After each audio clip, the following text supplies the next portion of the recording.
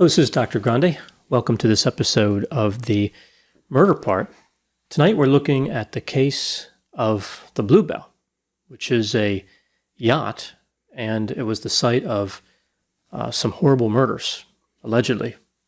I think probably murders, but it is alleged there was no conviction in the case.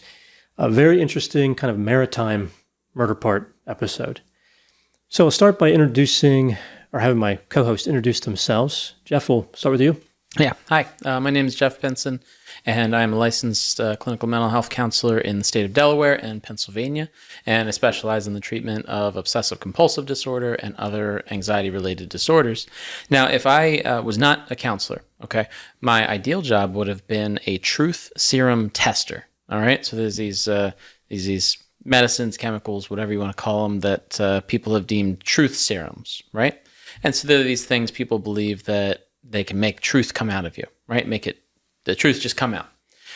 And so I figured, why not be a tester of that, right? Really figure out if these things work. The problem is, how's anybody going to know if it's the truth or not? Also, I was scared of taking these things. So I had to become a counselor. I had to resort to the second best thing I could think of. Yeah, it's rough. I mean, just didn't want to take the chances with all those chemicals in your body. Right. I mean, Yeah, so I had to, yeah, I appreciate the support. It's rough. Tough break. Yeah. It's rough. All right. So moving to you, Mike. How you doing? I'm doing pretty good. Name's Mike Smith, also a licensed professional counselor in the state of Delaware. I'm a expert in narrative therapy and a self-styled expert in everything geek. I also enjoy using geek therapy, and I just recently received a certification from an organization to become a therapeutic game master that is using tabletop role-playing games as a therapeutic tool. The science on using role-playing in individual sessions is actually pretty well researched. The science on using group therapy is pretty well researched, so this kind of just marries it together, and can become a powerful tool. And I'll be working also to help do some research and actually figure out some scientific research and get some literature out there on this particular type of therapy, which would be great. That's awesome. And as exciting as that is, there are other things that I would have liked to have done in life. You know, I really, at one point, wanted to become a Coast Guard investigator. Oh, yeah, okay. Right? That would have been a great That sounds job. great. Yeah, but I couldn't get into the Coast Guard. Oh. Not that good a swimmer. Well, that sounds like it's a pretty important thing, getting into the Coast Guard first and being an investigator. Yeah. Okay. If you're gonna investigate like naval and Coast Guard type things, you'd have to be in the Coast Guard to do it. But I unfortunately couldn't get in. Go figure, right? And I could make some jokes about like, oh, the Coast Guard will take anybody, but you know, I won't make those jokes. I'll let other people do that. So instead, you became a counselor. Yeah, because they wouldn't take me, and I had to become a counselor. Go about helping people and. Terrible. Sorry, Mike. How many career implosions end with the word counselor? Right. Isn't that the truth? Yeah. More than I can count. More than I can count. So this case, I know I say this a lot, but this case really is very complex. It has simultaneous moving parts because we're actually tracking one person who ends up allegedly being a killer. I'm just going to assume he was a killer. And then a family who also is kind of doing their own thing, and they converge in a deadly incident. But Jeff, I'll go to you. If you can give us a summary of this case. It's, again, we'll get to all the details and all, but just to kind of offer a summary so the audience can get a feel of kind of where we're going. Right, absolutely. Yeah, so one of the aspects of it is the Duperrault family. Okay. Now, the family consists of 5 members, 2 parents, Arthur and Jean, and then the 3 kids, Brian, who was 14 at the time, Terry Jo, 11, and Renée, 7. So this is November 1961. Arthur had been in the Navy, and he had really liked to sail. All right, he was really into sailing. He wanted to take his family on this year-long sailing trip, kind of across the world kind of thing. And but they had never really been sailing for that long, so he wanted to do a test run. Okay, so they lived in Wisconsin. They go down to Florida, and they charter this ship, the Bluebelle. And they hire a captain. His name's Julian Harvey. All right, he's an important character in this. Hire the captain. for $100 a day, and his wife comes on as a cook as well. Julian's wife comes on as a cook.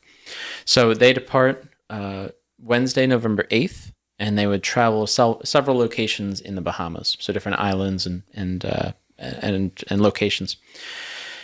November 12th, they check in at a port, and Arthur reports having a great time, and that it's trip of the lifetime, right? His family's having a great time. Everything's going well.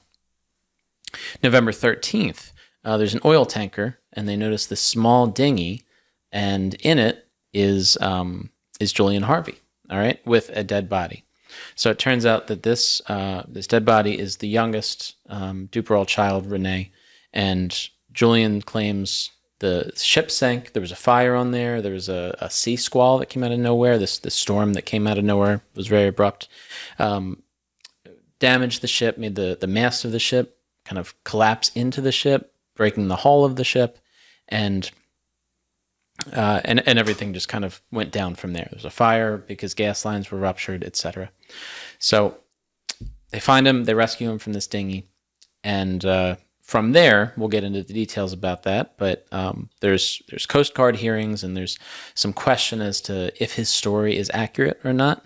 3.5 or 4-ish days after that, now he thought that everyone was dead, okay? Julian thought everyone was dead. 3.5 days after that, the 11-year-old, Terry Jo, is found by another ship, and she's alive. She's not in good condition, but she's alive. So with that, Julian hears this news that somebody survived this wreckage, and he leaves the hearing that he was currently in. He was listening to this hearing that was going on. He was allowed to be there and observe. So he leaves and says, "Hey, I'm tired. I'm just going to leave for a little bit. It's great to hear that she's alive." Goes and ultimately commits suicide in his hotel room. So so just on the surface, without knowing any details, that seems kind of suspect. Why is this guy? She's alive. He goes and commits suicide. Wouldn't he be happy? That she's alive. If in fact it just went down, he had no control over it. So that's suspect without knowing any other details. But then, of course, we find out more about Julian, which there's more details, and there's a lot of details. Julian's probably the main one in this story that we would look at. Just so many things about his life that were unknown to so many people, but you piece them all together, and it creates a picture of someone who obviously was dangerous and just had a lot of red flags going on in his life. So, so she survives. Terry Jo survives, and she, an 11-year-old, was out on the sea for 3.5 days, right? So severely sunburnt, severely malnourished, severely dehydrated, and it was a miracle that she survived in reality. Now, remember, this was the early 60s. I don't know quite what medicine was like at that time, but I could imagine that it's not what it is today. So even still, the doctors were able to bring her back to life. She was in and out of consciousness and really was in bad shape. But she went on to live, went on to survive, and would lives a good life. So that's probably where I'll stop it with those overall details. But we could probably we will go for hours, I'm sure, going into this in more detail. That's what the watchers are hoping. Yeah. It's a lot of case to unpack. So as you mentioned, Julian Harvey is no longer with us. He made his exit from this life after Terry Jo was rescued, but before she actually talked to any meaningful degree. So as we talk about this, again, it's alleged, but I'm going to treat Harvey as if he did it. The evidence is, I think, quite compelling, and he never had a trial because he wasn't alive. Right. But I think his behavior, I think it makes it pretty obvious he was responsible, and Terry Jo said he was responsible. We'll get to that. I think I would say I'm 99% or higher sure. Yeah. Right. So I'm pretty sure he would have been convicted. So let's take a look we'll go through Julian's background, and we'll pick up with the Duperrault. Duperrault. Oh, is that you said Duperrault? The Duperrault, yes. The okay. Duperrault family. I was saying Duperrault, but I was assuming it was French of some sort. And I feel like that's one of those names that you can kind of sell either way. Sure. Yeah. Again, this is the murdered pronunciation part. So I've heard it said by multiple people, Duperrault. We'll go with it. So, yeah. Sometimes if I'm trying to investigate a pronunciation, which I don't always really do, but if I'm looking into one, often I'll hear different pronunciations of the same thing, no matter how common the word is, especially with last names. Right. And this is one of those where I could find very few examples of anybody even attempting to pronounce it. There was one video I was looking at where it was a video on this case, and I was like, all right, I put it on like double speed. I'm just waiting for them to say Duperrault, whatever, so I can figure out which one it is, because I knew it was one of the two. And they went through, I'm pretty sure, the whole video without saying the name. They're like a beloved family from Wisconsin, or where they're from, Right. and a survivor, Terry Joe. I'm like, Terry Joe who? Terry Joe, Tell what's me the last more. name? What's the last name? The one with the D. We're not going to say it. All right, move on. It's like, wait, was it pronounced Laurel or Yanny? Jumping on things at the height of their popularity. So we'll look at Julian Harvey, then move to the Duperraults, and talk about this incredible incident, mass homicide aboard this vessel.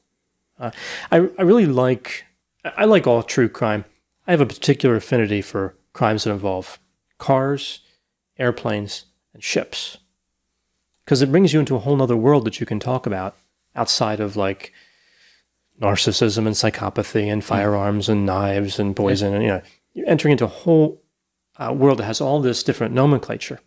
And maritime activities have a tremendous amount of very specific words that we would never use because we stay on the land. Yeah. Right? Because we're driving cars and flying planes, whatever, flying in planes.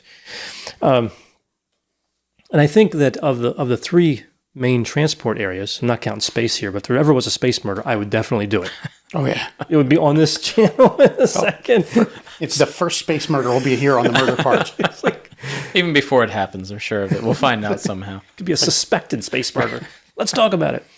But yeah, like taking that out, we see that maritime, the world of maritime has just really exclusive language, and I'm not as familiar with it as the other domains. I'm probably more familiar with space travel than vessels on the sea.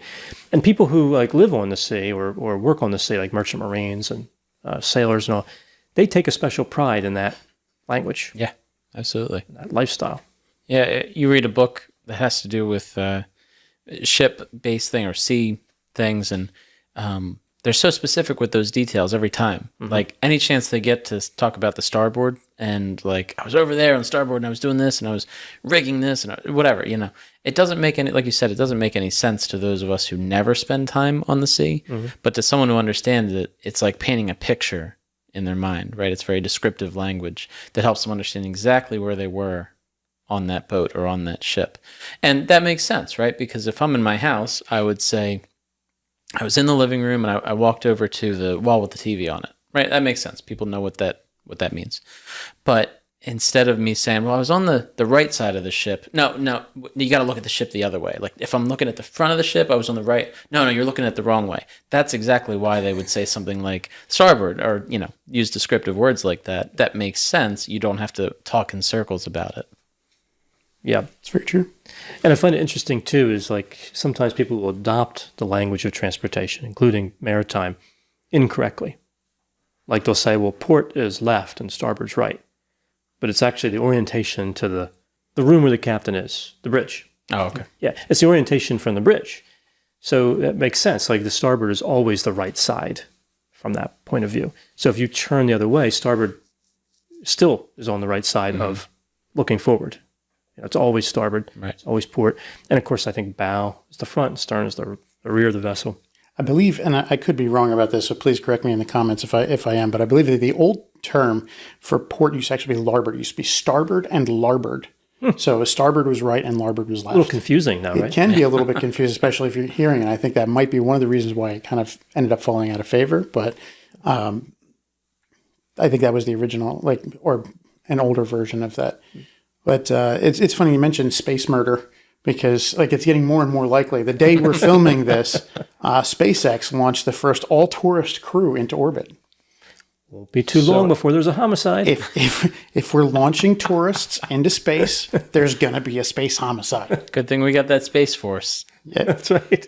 yeah. Which is also a show on, I think it was It's on Netflix, yes. Yeah, that was, It's a moderately funny show. Oh, it is. It is. I think it's got a lot of good potential. Steve Carell is in that. Oh, it's great. Yeah.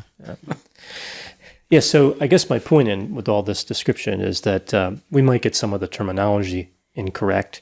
A lot of my experience in terms of or my education, informal education on ships has to do with my interest in military history. And the vessel we're talking about here was unarmed and unarmored. So really pretty boring. It was a civilian vessel, definitely. Yeah. So, I've one of my favorite stories, one of the first books I ever read was Sink the Bismarck. And that started my love of military history and specifically the Navy, but then later we get more into the Army Air Corps and then the Air Force, which is something we see referenced in this case. Right. Oh, man, both of my grandfathers are going to be really disappointed in me and they're both dead, thankfully, but they'd be really disappointed in me for not knowing my naval terminology. My grandfather on my dad's side was in the U.S. Navy. My grandfather on my mother's side was actually in the Merchant Marines during World War II. He was actually, for close to 40 years, the youngest person to ever pass the captain's exam in the Merchant Marines. Oh, wow. How about that? Yeah. So, I mean, I've got some maritime stuff in my background, but I don't know much about boats. How old was he? I think he was 26. Okay. He was actually, which is pretty young to become a captain of I imagine. a huge ship. That's cool. Yeah, that's interesting. My grandfather on my mother's side was on the Coral Sea, which is a aircraft carrier. I think it's a Midway class. I had a model of it when I was a kid. And he had he was a very stereotypical sailor. He had the anchor tattoo. It was huge. He was a big guy too. It was a big anchor. And then my other grandfather on my father's side actually served in Europe, the European theater in World War II, in Japan, and at Panama Canal. Wow. Which I didn't even know there was a force at Panama Canal until I heard that story. Yeah. He was actually wounded multiple times in Bastogne, which is the Battle of the Bulge, a famous winter battle against the Germans. We go ahead. No, I was go ahead. I was going to say that we have a long history in Delaware of shipbuilding along what's called the riverfront here in Wilmington, and in Wilmington, Delaware. I meant to say in Delaware. There was a lot of ships built here for probably World War I, but I know for World War II as well. And they would just take them down the Delaware River and put them into combat or whatever they were doing with them. And I think that they had held a record for the most number of ships built of facility their size or something like that during World War II.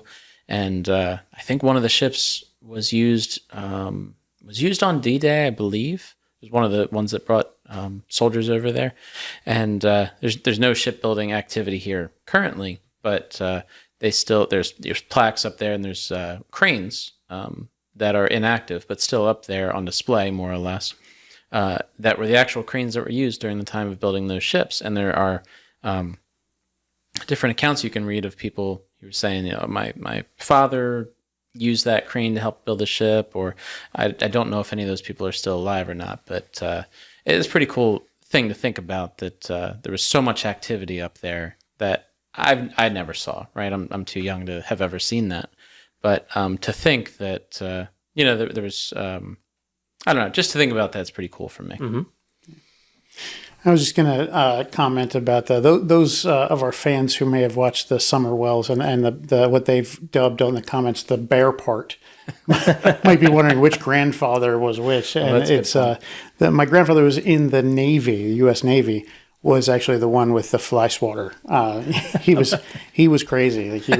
And I don't use that term lightly. He was crazy. I think all the fear got burned out of him. He was actually at Pearl Harbor when it was attacked. He was sent over to Miami to convalesce, which is where he met my grandmother. She was a nurse at the Naval Hospital there. And then he was assigned to a battleship in the Atlantic Theater, where his job was to board U-boats that they brought up from depth charges. Wow. He was the guy, they opened the hatch. He was the first one to go down.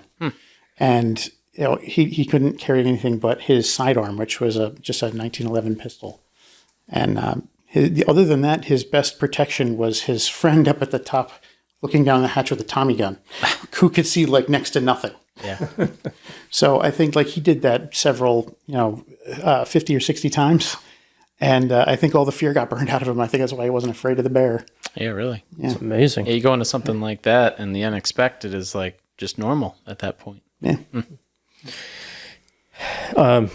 Submarines, scary. That's a whole nother world of submariners and the dangers. The Submariner? Getting into Marvel comic? Oh, no, wait. That's a character in the Marvel universe. There's a movie, I think it was U-571. Yeah, it's a pretty good movie about a German submarine and American submarine involved there. And I always liked Hunt for October, even though that was, fiction, but just good book, good movie. Iconic. Yeah. Sean Connery. And Alec Baldwin, right? Yep. When he was much younger. Much younger. He couldn't have pulled off playing Donald Trump at that time in his life. Yeah, all the movies based on Tom Clancy books are very dialed in. I don't think there's I can't think of a bad one. Patriot Games, Clear and Present Danger, are all very good. There hasn't been a Rainbow Six movie, has I there? don't think so. I think they've reserved that for video games. Yeah. Great series of video games. It is a great series of video games. Yeah. Especially Vegas, too. I think that's my favorite of that series. All right. There's going to be comments about that. Like, what about Vegas 1? No, people are like, Dr. Grande plays video games? They're going to be asking for gamer tags and how do I play games with you? And now you're going to have to set up Twitch. Is that the one where you can watch? Yeah, they're going to expect you to be on Twitch now. I think my favorite first-person shooter is actually Arma 3, which is a military sandbox where you can put anything on these different islands. But Rainbow Six, very good, I think. Yeah, I've played all kinds of games. All right, so let's get to Julian Harvey. Interesting guy. Much more interesting than one would think based on the story. Right. Seems just like a guy who kind of loses it and kills all these people, but he actually has an amazing history of tricking people and getting away with probably murder in his past as well. Absolutely. He was born in 1917 in New York. His parents divorced when he was 1. He lived alone with his mother until she remarried at 6. He had a speech problem. He would stammer. Went away for a bit, came back later. His stepfather was wealthy. He gave him a sailboat. I guess this is where his love of all things maritime came into formation. But when the Great Depression hit, so this would be 29, his parents were devastated. They sent him to live with a wealthy aunt and uncle, which seems like a plot for a movie. Right? Or something that happens in a murder scene, right? So there we go. It's like something out of the beginning of a children's novel where you're going to end up, going through into a magical world in a cupboard somewhere. So this was in Scarsdale. This was 13 when this happened. When he went to the wealthy aunt and uncle. Now, as far as I can tell, well, this is a good time to talk about the book, right? So a lot of the information here comes from pretty much just one place, which is a book written by a mental health professional and inspired by, and I guess partially written by, Terry Jo Duperrault, the survivor in this case. Right. Spoiler alert. I think you already gave it. He already spoiled it. I'm the spoiler. So I like true crime books because they're important to what we do. This was not my favorite. Yeah, it wasn't great. Like, parts of it were really well written, and I found really, really compelling. I found it really easy to read through. Other parts were a little bit repetitive, and there was a tendency to kind of romanticize an 11-year-old girl. And not just in we're going to make her the hero, because, that's okay. It was just some of the language that was used, and it may have been from Terry Jo, because she helped write the book, but some of it was just a little creepy to me to hear talk about how beautiful she was in different ways. I wonder if it was maybe something from the time too, from the 60s, and not they're trying to use kind of what she heard when she was young. I don't know. Like, I'm not trying to defend him. I'm wondering why he would have included so much language like that. That is possible. I mean, I was not alive during the 60s, so...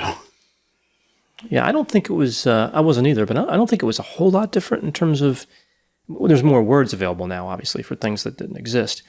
But I don't think people talked like that book was written back then, but I'm trying to give them the benefit of the doubt. Who knows? I actually think they were probably more conservative with language and maybe a little more proper in language usage, which seems a little ironic considering we have spell check available, grammar check available, resources we can look up, literary resources in a second. And yet still people want to use the letter U to refer to the word you. That was okay on the T9. Like when you had to spell everything out by hitting a button 3 times on your thing, that was okay to drop that down to the letter U because it was just a pain in the butt. But now, like, all of these phones have keyboards. And most of them have swipe stuff, so you can just and type out U. I still spelled it out with T9. I got to admit. I mean, maybe I'm just, die hard into no abbreviations or something. I don't know. I didn't do a lot of texting with T9. At that point, it was more like, hey, if I'm going to contact somebody, I'm going to call them. Mm-hmm. Nowadays, don't call. Don't call. Text. Don't call. Yeah. When text first came out, people were big on calling. I was among them. I felt like it was just faster than messing with the stupid keypad. But now it seems like text has somehow been normalized. Mm-hmm. It's the expected or unexpected form of communication that supersedes any type of human contact or voice. But at the time of the Bluebelle massacre, text would have been get my typewriter out. Mm-hmm. That's the text. Yeah.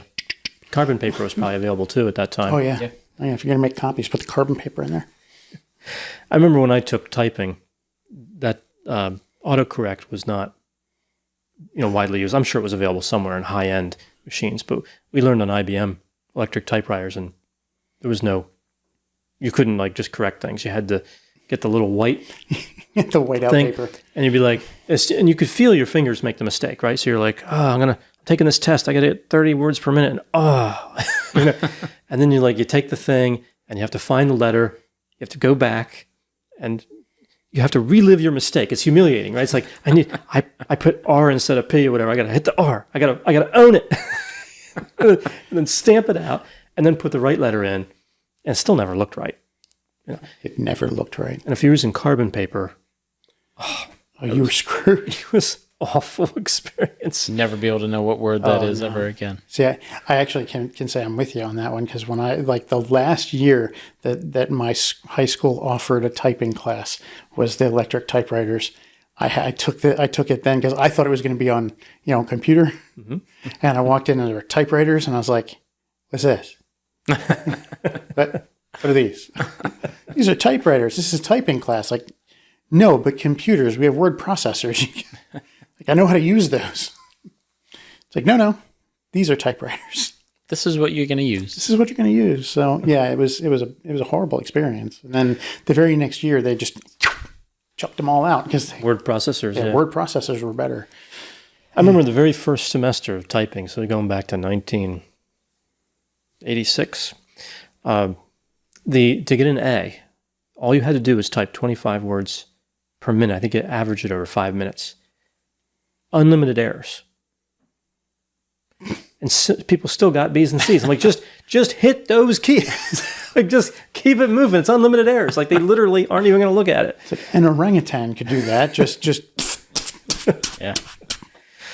I think that's pretty much what mine looked like. It's just 25 was. I never got really much above 30. And I've known people who could do 70, and more. They're incredible. It's like magic. It's magic. I don't get it. You're magic, Mike. Apparently. No, not to be confused with the movie. Not at all. No. Very different. Very different. Very, very, very different type of magic. I started learning how to use a keyboard with an Apple IIe in a game called Word Blaster. It was just a cute little game where you put your fingers on the home keys and then a letter will pop up. And an alien spacecraft comes down from the top and you hit the right letter and a laser fires and hits it. And for 5-year-old me, that was the height of the best thing ever. So I'm just like learning at 5 years old how to type, by hitting these keys. And by the time I got to typing class in high school, I was typing at like 60, 70 words a minute on a keyboard on a computer. And then they wanted me to transfer that skill into a typewriter, which is much more difficult. Same placement, but the pressure you have to put on the keys is way different. Mm-hmm. Yeah. And slows me down. I think probably for all of our generations, really like a generation, half generation, full generation, like look at the 10-year gaps.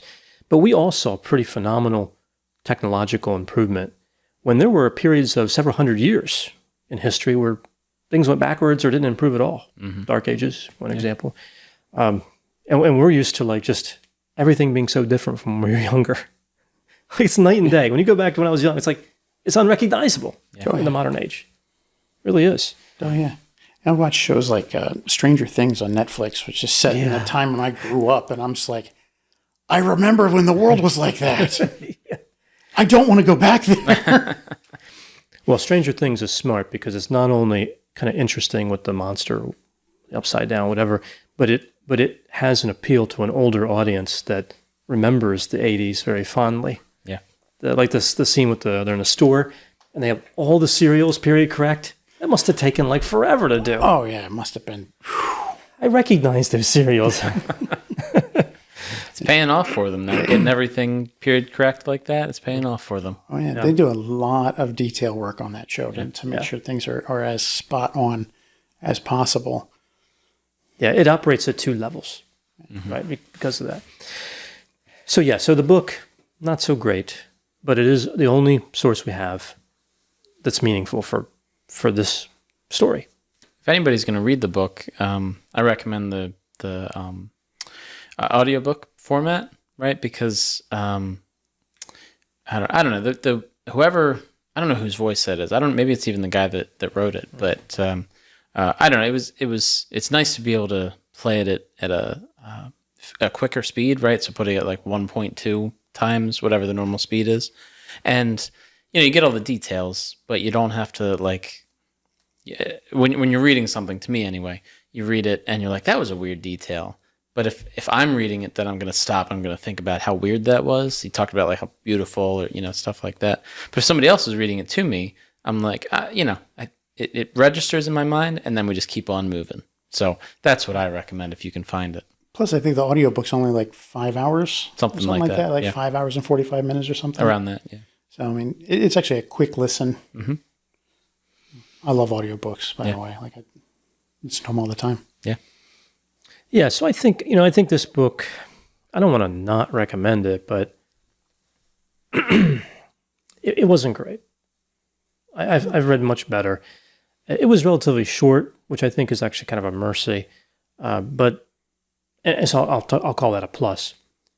I just didn't like major parts of it, I guess. But it did have information that we needed, so I appreciate that it's out there, and it's the world's a better place because it's out there. Yeah, I'll put it that way. And thank you for joining us for the book review part. So the book is I think it's called Alone. Alone, Orphaned at Sea. Mm-hmm. All right. So we see here that Julian, had this rich aunt and uncle. He married when he was in high school. That relationship was over in a year. He graduated high school in 1937 and started working as a door-to-door salesperson. He didn't do too well. Didn't do too well with that. There's another thing that in my lifetime I've never seen door-to-door salesperson. I'm trying to think of any. We didn't necessarily grow up in I grew up in a fairly rural area, but I don't remember ever seeing a door-to-door salesman of anything. Even like a religious-based kind of thing. Those kind of people didn't necessarily come to our area. It was just a little bit too rural. But it's tough for me to imagine someone coming to my door randomly selling something. So when I think of that, I think of vacuums, or I've heard like encyclopedias. Cleaning supplies. Cleaning supplies, sure. Bibles. Bibles, there you go. Bible salesman. And it's just tough for me to imagine some stranger coming to my door. My wife, who lived up on who grew up on Long Island, she would talk about it, how people would come trying to sell vacuums.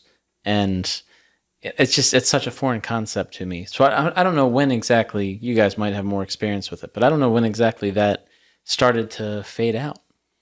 I would say the mid to late 90s. Yeah. When the gated communities, the rise of the gated community and no solicitation.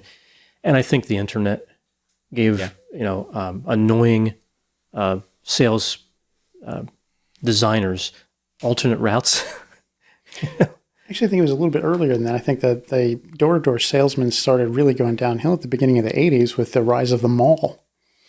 That hurt them. A lot. That definitely hurt people. Why should I buy from this door-to-door salesman when I can just go down to the mall and buy whatever I want and get some Orange Julius at the same time? I think that was a major crush to them. Willie Loman would be so sad. I mean, I think the classic, the golden age probably ended even before that. Door-to-door salesmen, when they were actually kind of expected and welcomed, then they became kind of like disdained, I think, through the late 70s, 80s, and 90s. And I think by the late 90s, they were just, you didn't see them anymore. Mm-hmm. I see them occasionally these days. And, at this point, it's usually like the frozen meat salesman who didn't make their quota. They've got they got all these steaks in the trunk, and they're just going door to door, going like, "You want to buy some meat?" You're right. Yeah. How much confidence does that inspire, huh? You know what? You're right, Mike. And I didn't even think about that, because at our old house in Bear, Delaware, there's this place called the Meat Shop that has, I think, 2 locations here in Delaware or something. And this guy would come by in this van and just kind of yell out his window like, "Hey, we got some extra. Who wants to buy?" And inevitably, everybody's like, no. Right? There's no confidence in that. How do I know what this even is? Now, I'm a vegetarian, so it didn't matter to me. I just said, "Hey, vegetarian." He's like, "All right, fine," and he just went along his way. But yeah, you think about it, though, the ice cream truck is a form of, not door to door, but it's a form of kind of like guerrilla marketing, where they're still kind of invading our privacy with the annoying songs they play on the entertainer from the Sting. Right. They'll play that on a loop. Like this, I feel like you're encroaching into my peace, my quiet enjoyment. Yeah. I'm supposed to have a real estate. Yeah, but I get excited every time I hear that. I have since childhood. It's operant conditioning at its finest, because I grew up with the ice cream man coming through the neighborhood in the summertime, and it was always, "Gotta go ask Mom for some money. Like, get some ice cream." Well, another type of salesperson that I think did much better, say 20, 30 years ago, when the ice cream man came around, it was a big deal and everyone flocked. Now I feel like I see them pass, but they never stop. Yeah. Like it's just... Right. I'm surprised when they stop. They tend to be looking for small groups, for groups of kids. Mm-hmm. I remember when I was a kid, like they'd stop all over the place. But if I was trying to chase them down on my bicycle, they were just kind of like looking in the rear view. Come on, ride faster. I didn't grow up with the ice cream person, right? It just wasn't. We didn't live in a neighborhood, and then so I had it when I was older. But at that point, it's like, you know what? If I want ice cream, I'm gonna get it from the grocery store, because I know your tricks right now. You know what I mean? You're gonna upsell me on this one. But now, what I hate now is that the ice cream person interrupts the bedtime routine for my kids, right? So like, I don't know why this guy comes around at 8:30. I mean, I don't know. It's dark at this point. It's dark by then, and that feels weird to me. Like, why are you here at 8:30? And don't you know my kid's trying to go to sleep, and you're ruining the whole thing because now he hears the ice cream truck. He's never been to one because he's 3, but you're ruining the whole thing because he knows what that means. I mean, I'm never going to an ice cream truck for that reason. So that won't be an alternate career. We'll see in later. I think the origins of the ice cream truck goes back to the Good Humor Man. I think they used to have a bicycle with a cooler on the front. They just loaded up with ice blocks and then bunches of Good Humor bars, and they'd ride through the neighborhood ringing the bell just to attract people. And it was literally a guerrilla marketing scheme. Like, they had them in the grocery store, but the Good Humor Man would drive around with these bikes in the more urban neighborhoods, and then in some other neighborhoods, like the more suburban stuff, they would actually have a truck, and they'd ring the bell there too. And they kind of morphed over time into the ice cream truck we know today. Mr. Icy, Mr. Frosty, whatever Yeah, whatever brand. and some no name Yeah. with the terrible music that's Creepy like out clown of ice phase cream. and yeah. Creepy clown ice cream. So I don't know if either of you remember the Charlie's chips. Remember that was a tan container with The brown. tin one? Mm-hmm. Yeah. I mean, I know it is an antique now, but I never experienced it when it was Right. actually. Well, I remember when it was. I remember when they would deliver, but sorry for using the A word there. Sorry. Sorry. So yeah, that was actually an interesting, method of distribution, and it's gone, of course, now. But I think it's in a way coming back around in a new form now that we're having more stuff delivered, like groceries delivered to houses again. So maybe they were ahead of their time. Was that a refillable thing? Is that what it is? I think it was kind of like, it was like a regular delivery where they'd make sure you wouldn't run out of chips. Okay, I see. Yeah. It's interesting they wouldn't expand that to other items and just become whatever those places are now that deliver, the food. But yeah, because that's a big market now in thinking about reducing waste. And let me refill it. I saw that with ice cream. Like you get a thing of ice cream and you use it or whatever and wash it out and send it back, and you can do it that way, and you don't have as much waste, right? And so it's pretty popular or increasing popularity now. Mm-hmm. Yeah, everything. They say everything goes out of style and comes back. Well, those kinds of things, I think it's kind of the disposable culture that came up with a lot of the plastic stuff. Like you don't need the tin; you can get a plastic bag. You just get it from the grocery store. And like, why would I need to sign up for this service when you're coming out to my house and giving me chips when I can just go grab some from the local, from the local gas station? What makes chips store. special that I'll have that delivered and right? As the same thing happened with milk. Right? We don't have milkmen anymore. Yeah, I think Very a lot much. of that. There might be some in the country. I don't know, but there hasn't been anywhere around here in my lifetime. No, I think the refrigerator did in that business. That was, but I could see, pre-refrigeration how that would be very important. Yeah. To have, you wouldn't have milk otherwise. Right. So Julian did not do well with any type of sales, as it turns out, and he went to college to pursue engineering, and then he went into the Army Air Corps. He didn't wait to get drafted. So World War II started, right? And he didn't wait to get drafted. He went into what's now called the Air Force, back then Army Air Corps, as a pilot eventually, not long after he joined. Around the same time, he married. This is the second time. Right? We'll see this a few more times. Yeah. And had a son. I didn't see anything happen with the son. Like, I don't think this son became important to the story. Another son later on is featured in a note that he wrote. Yeah. Right. Yeah. So Yeah, I think he didn't have much communication with this one for a while. Well, they divorced in 1945. Yeah. So Julian had a very interesting story in the Air Force. Very unusual. I'll just call it the Air Force because that's what it was when he was done. He flew a B-24, which I think is the Liberator, if I'm not mistaken, B-24 Liberator bomber, 4-engine. It would be comparable to a B-17 Flying Fortress, although very hard to control. Liberators were not good in formation because pilots couldn't keep them steady. He flew those in World War II, and an F-86 Sabre, not the Super Sabre, but the regular, the Sabre that was before the Super Sabre, the one that fought in Korea, was used in Korea, an excellent aircraft. I think it had 6 50 caliber machine guns mounted on the nose, and considered a very good aerial combat fighter. Mm-hmm. But he was not really that good a pilot in terms of bravery. If you look at his service history, he had a lot of magic engine problems. He did frequent dead stick landings, which, when you're familiar with them, they're not apparently that hard. I would be pretty scared to do that, but many people think he shut the engine off and would fake that problem and then do a dead stick landing to get out of combat. Because whenever things were getting really bad, mechanical problem. Go figure. Yeah. Magic.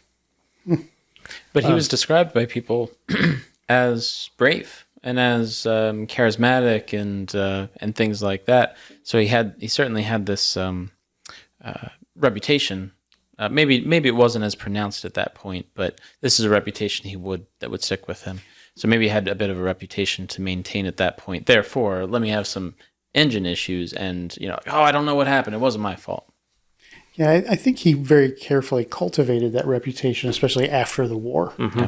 Like by telling people, "Oh yeah, I flew sabers in the war." Like people were impressed by that. Yeah.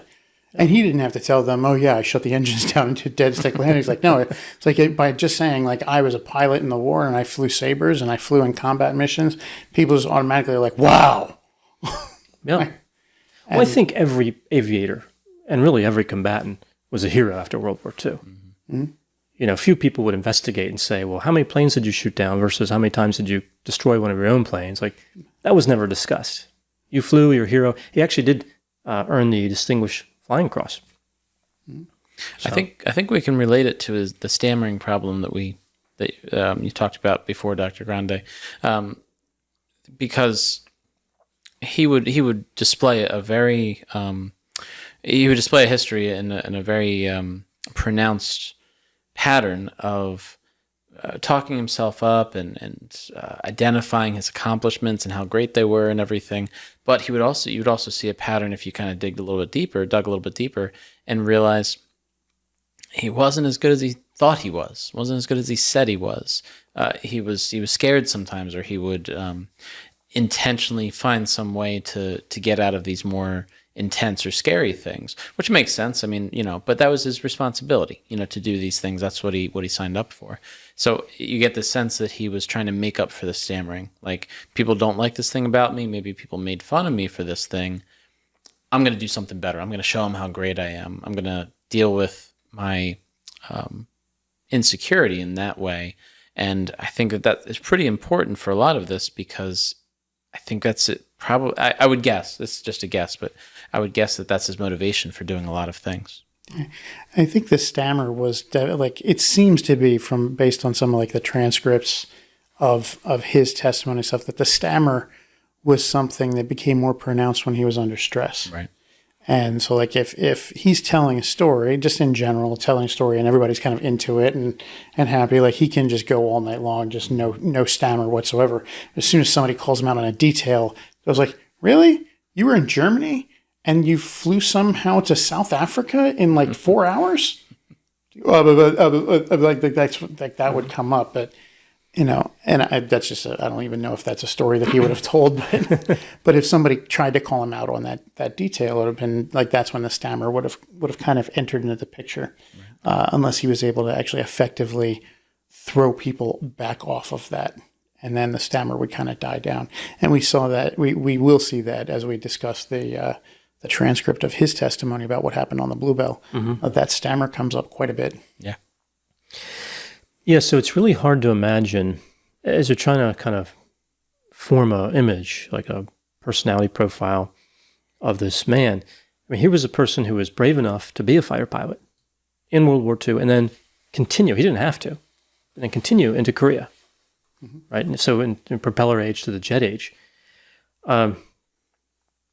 It's hard to imagine somebody like that having any fear, right? I remember one time watching a documentary on Korean War, and there was a story of a fighter pilot flying an F-86 Sabre, and I thought that it juxtaposed his behavior pretty well. So those aircraft have drop tanks where they store fuel so they can fly into enemy territory or wherever they want, and they drop the tank. Often it still has some fuel in it. But they're aerodynamically shaped, but they don't help the aerodynamics. You can't really fight with drop tanks on. So you see a MiG-15, which would have been the main adversary in Korea in terms of aircraft, and you pull, I presume it's a lever or two levers, and those drop tanks fall off. They were used in World War II as well, drop tanks. So there's a story of a pilot who, sees MiG-15, he's going to engage, and he pulls whatever actuators, only one of the tanks comes off, which means now his aerodynamic characteristics are really shot because you have an imbalance. Mm-hmm. He went and shot that plane down anyway, when he could have safely retreated. Mm-hmm. And you compare that to somebody like Julian Harvey. It seems like he would have been like, oh, what do you know? A malfunction. What do you know? The engines are gone. Oh, no. Oh, no. My drop tank. I'm going to have to land right here. Yeah, so... well, I think Julian might have just pushed everyone else off the plane and been like, oh, they died because of the drop tank. I don't know what to tell you. Yeah, like the tail fin just fell in on the plane. That's right. It went straight down. That references something we'll see later. Yes. Yeah, right. We'll get there. Bear with us. So he married for a third time sometime around 1948. They had a son named Lance, and this one we will hear about later on.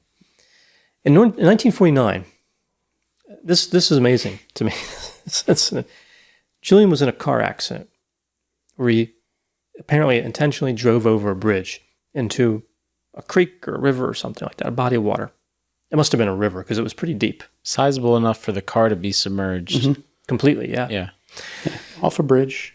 Now, you're good. I was going to say, he claimed that it was the car went out of control. Now, it was a rainy Right. night, so that's important. Okay, so maybe visibility is limited, or maybe it's the slick roads or something, or I'm sure he would claim things like that. Yeah. Oh, yeah. He didn't say he drove off deliberately, but Right. I'm pretty sure he did. He also was at a very high speed. They said way, way too high for this bridge. Yeah, one of the officers that investigated it would say that he was pretty sure that it was deliberate. So this is the part I like. The vehicle goes into the water. He's the only one to escape. His mother-in-law and his third wife, I'm losing count, third wife, they drown. There's 3. They drown in the vehicle. And when he's questioned about it, he said, you know what? I jumped out in the air. Convenient. Well, it's hard to imagine the physics, right? So you're holding on to the wheel, right? You go airborne, right? And now it starts to, they're not planes, right? They're not ceremonious in the way they fall. And you're like, let me consider my options. Let me activate the door, open it, and propel myself out of the car. Even in movies, it looks hard. Yeah. And this is one of the reasons why the investigator was thinking like he did this on purpose, because he's like Julian jumped out of the car at exactly the right moment to not be caught and pulled in with it. Like there's no way he could have known that was going to be able to open the door unless he was like opening the door first and then off the bridge out. Like maybe turn the wheel the opposite way and try to get it to throw you, but then you land on the bridge. Yeah. I don't know if he went off the left or the right side of the bridge. Did the book say? I don't believe so. I don't think it said. That would be something else I would be curious about. Because if he went off the left side, if he crossed over, the force is working against you Right. to open that door and jump out. The doors were actually closed in the vehicle, and one window was down. The driver's window. Which is more likely that he didn't jump out, but he knew it was there, so he took a deep breath, went in, and then once the pressure's equalized, he rolled the window down. I don't even think you have to wait for the pressure to equalize if you're taking the window down. Yeah, if the window's going down, you don't have to, but it just that hastens the flow of water in from up top, which is a problem if you're trying to hold your breath. Certainly to open the door, you have to wait for according to Mythbusters. Yeah. Well, the pressure differential is huge. Yeah, it's a dangerous business. Cars are not good in the water. No, they are not submarines. Although there are aquatic vehicles, there are aquatic land vehicles, like they can drive right into the water. Isn't the duck one duck of them? thing. Right, the duck. You There was guys an ever read accident one of with those? the duck where people were killed, and it's that's right. case that's ongoing. I think people were charged. You guys ever ridden on one of those duck things? No, but I always wanted to. We did one up in Boston on our honeymoon, and it was pretty cool. You know what I mean? You're like 1 minute you're in the water, and then you're not. 1 minute you're on land, then you're not. It's cool. Yeah. Yeah, but the duck that particular vehicle isn't really road legal. Like you can't take it out on a 95 and do cruising like I wouldn't recommend it. Yeah. 70 miles an hour. But there are actually some cars, production vehicles that have been developed over the years that are amphibious. Didn't James Bond have one? Yeah. Wasn't it a Lotus? Yeah. Yeah. It was a Lotus Esprit. Actually, I think there's been like 2 or 3 different Bond cars that were supposedly like that. But at least one was was that Thunderball, or was it Never Say Never Again? It had that vehicle, like they launched into the water and then it became a submarine. I think I can't remember. It might have been, was it a Roger Moore Bond movie where the Esprit, it was, I think it was a white Lotus Esprit. And I think the car's still around. I think I saw it for sale or something some years ago, like as a collector or whatever. It might have been it might have been Thunderball then, because it was Roger Moore. Because Never Say Never Again was Sean Connery. with Sean Connery trying to make sure that Roger Moore didn't do more Bond movies than he did. He was a very, very protective of his time as Bond, and Roger Moore was about to break his record, so he's like, nope. Yeah, Never Say Never Again was a pretty good Bond movie, I thought. Yeah, but Never Say Never Again and Thunderball were basically the same movie. I think a lot of the Bond movies are the same movie, right? It's like, well, the plots of them are virtually identical for Thunderball and Never Say Never. It's always an evil person's going to destroy the world. It's never like they're going to do something a little bad. It's always like, I'm going to blow up the whole world. Yeah, but the way they were going to blow up the whole world between these two movies was underwater nuclear device. Like, it was almost identical. Like, nuke was stolen, it's placed underwater, so we got to go find it. Like, whereas some of the other ones were like, well, we're going to fire into the space and do something. Moonraker. Moonraker was about, space stuff. And, like, there's Casino Royale wasn't even about that. Casino Royale was one of the few that wasn't about saving the world. Mm-hmm, that's right. Kind of mundane now that I think about it compared to the other ones. It was the first book, and it was one of the best ones. And I think it was Daniel Craig. That was his first. His first attempt at the Bond franchise and trying to revive it as something new. I like him. But I think he does a good job. Ian Fleming's version of Casino Royale was much, much better. My personal opinion. Mm-hmm. And like the plot of that one, of that book, doesn't come into the Daniel Craig movie until halfway through the movie. Like, the rest of it is kind of set up. Mm-hmm. That one appears nowhere in any of the Bond movies or any of the Bond books written by Ian Fleming. If I'm not mistaken, the whole James Bond thing is actually a private movie company. Mm-hmm. Right? It's not like Paramount or it's a private any of the big, but they have big budget, always big budget. And great special effects. But I think that's all if I'm not mistaken, that's all they do, or that's a major product of a specific company. Mm-hmm. They own James Bond. And it's interesting that the Never Say Never Again actually wasn't produced by that company. Oh, no? No. It was actually like Sean Connery kind of fronted the whole thing and pushed to get the rights for James Bond for that. Wow. And they allowed it, but it wasn't done through that company, through that production company.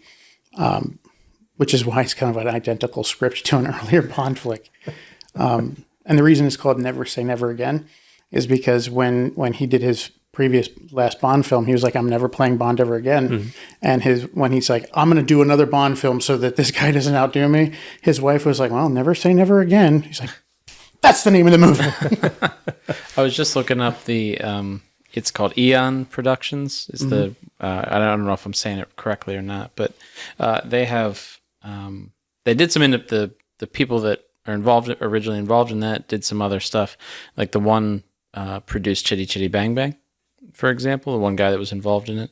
But non-Bond films that they've produced, Call Me Buana, that's 1963, The Silent Storm, 2014, Radiator, 2014, Film Stars Don't Die in Liverpool, 2017, Nancy, 2018, The Rhythm Section in 2020, and Ear for Eyes to be announced. So now you know. Sounds like they should just stick with the Bond stuff. Yeah, maybe that's their wheelhouse. It definitely seems to be their wheelhouse. So they came out with the new Bond film this year. Yeah.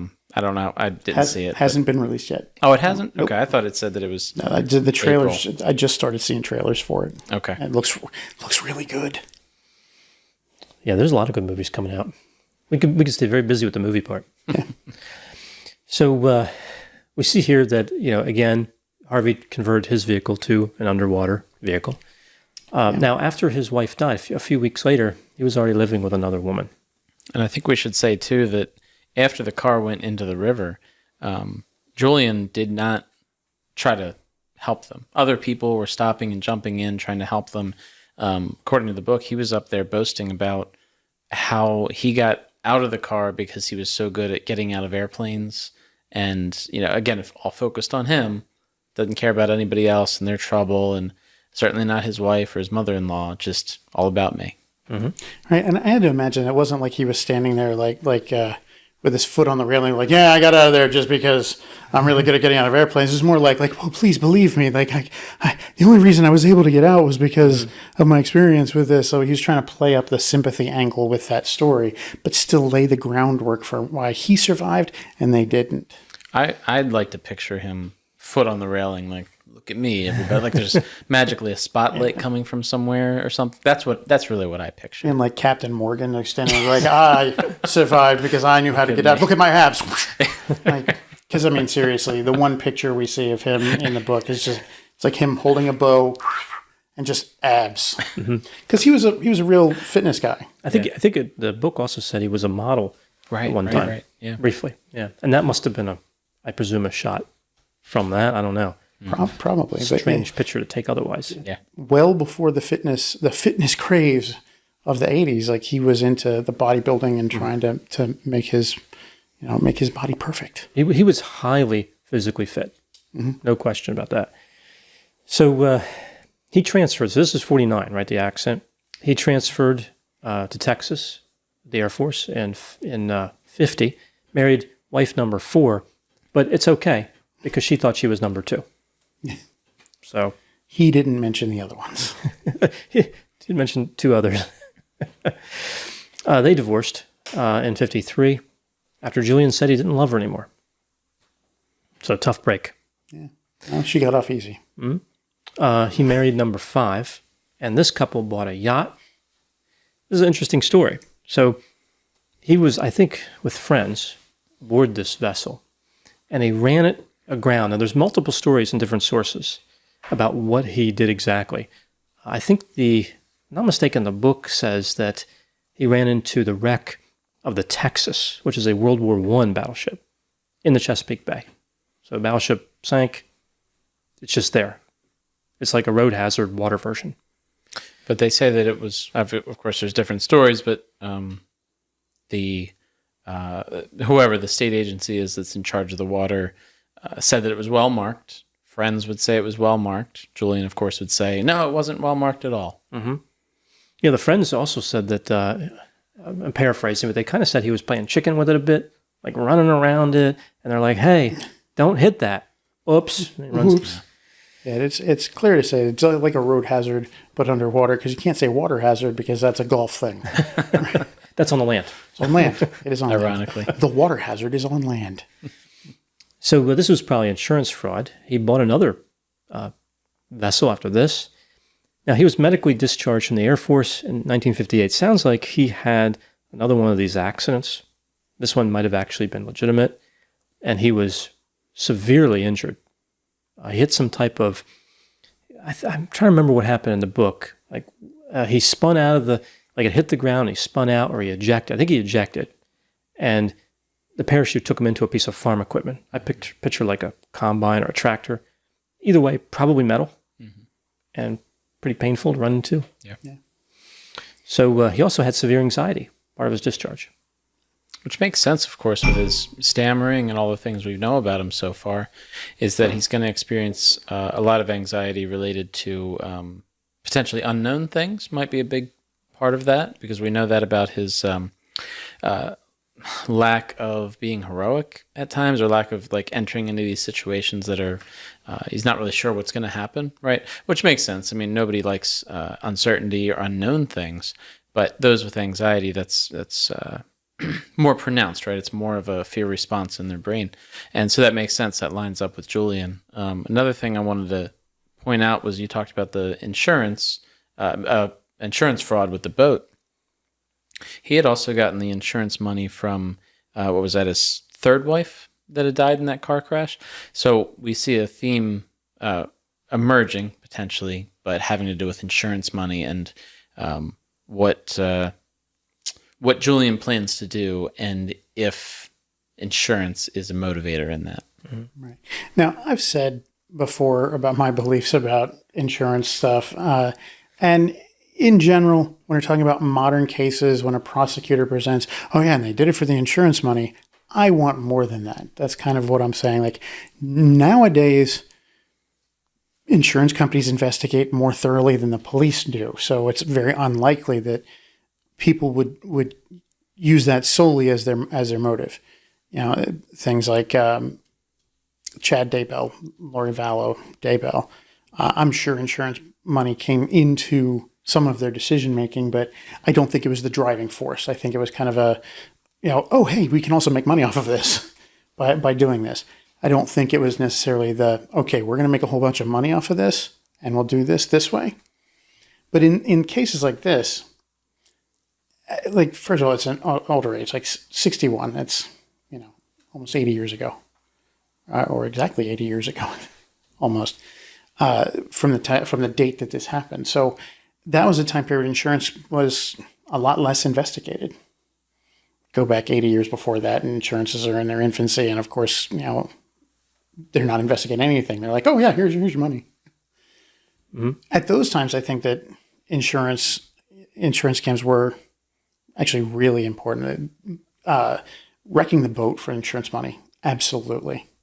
I do believe that there are people, absolutely, who will wreck their car just because they need to find a way to pay it off. Right. Yeah, set it on fire. Right.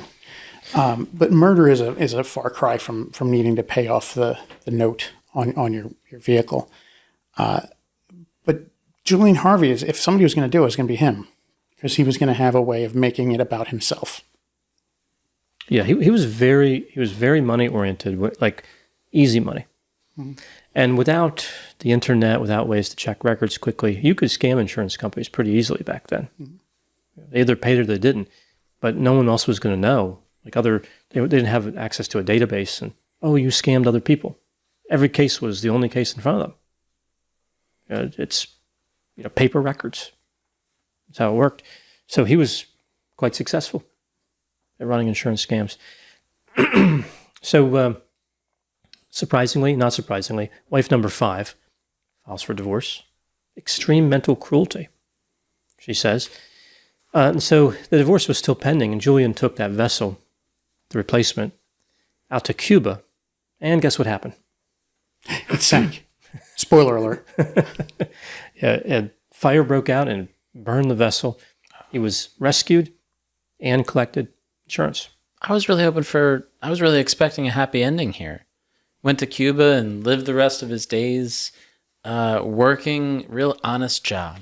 This is what we're pointing to here with this history, right? Mm-hmm. Right. That's exactly what happened on the murder part. A happy ending. Happy ending. So we see that he bought another vessel, and when his divorce finalized, he sold it. And it sounds like, it gets a little murky here at the timeline, but it sounds like he moved to Miami, then Fort Lauderdale, and around the same time, he had different odd jobs related to, like the ocean, the sea, mm-hmm. helping someone else's boat, things like that. He was working at a marina, doing odd jobs at the marina, helping out with the boats in the marina. He would take on a few captaining jobs here or there. Mm-hmm. Yeah, he stayed busy, and apparently in Fort Lauderdale, he had a lot of women pursuing him. Yeah.